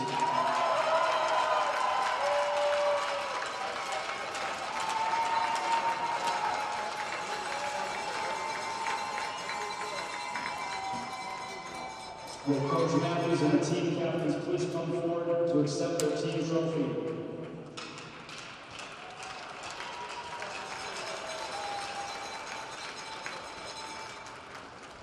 Congratulations to the Amherst Mariners on a great season. Let's give them all a round of applause.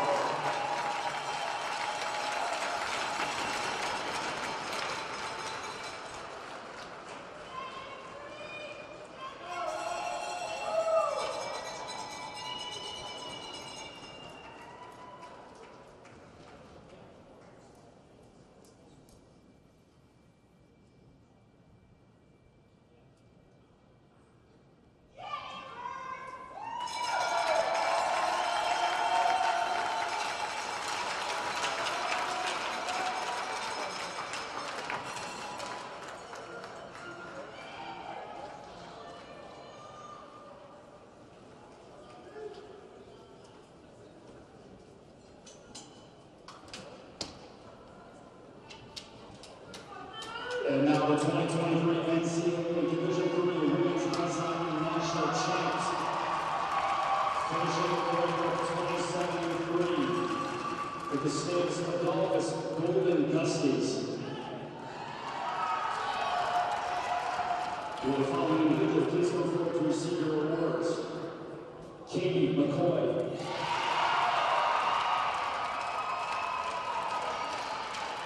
Lily Morrison. Kayla Bloom.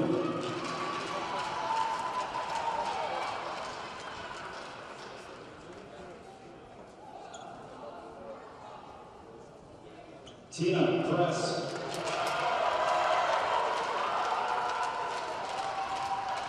Annika Mayer.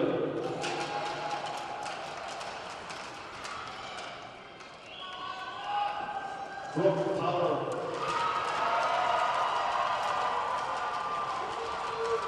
Lindsay Bergman.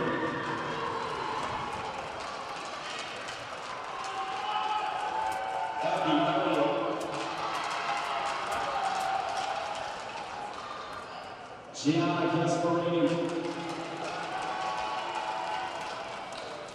Kayla Breeze.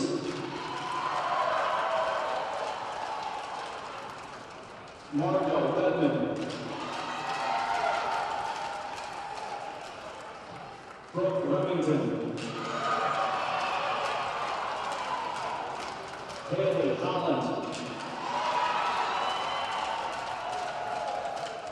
Clara Billings. Molly McKee. Rachel Wheeland.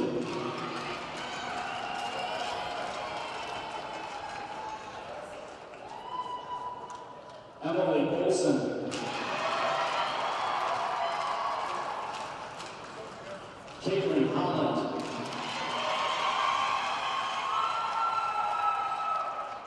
Heather Boyer.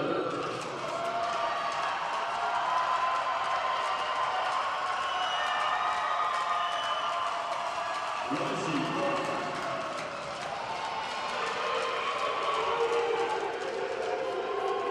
Maggie Slovis. Sophia Coleman. Hannah Gray. Emily Howard.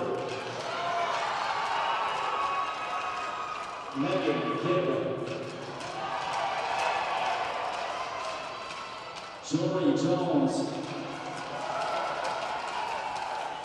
Maria Ryan. Coach Steve Carroll.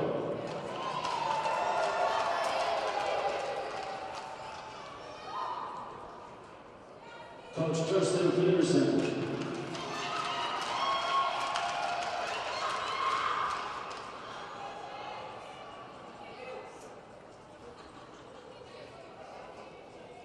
Coach Andrea Peterson.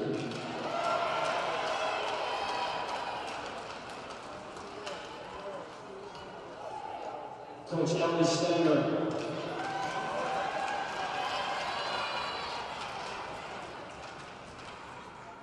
Coach Pat Carroll.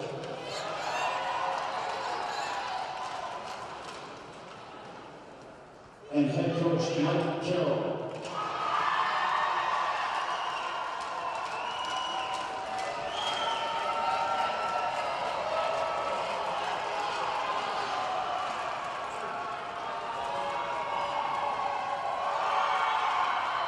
Your head coach, Mike Carroll, and the team captains, please come forward to accept the trophy.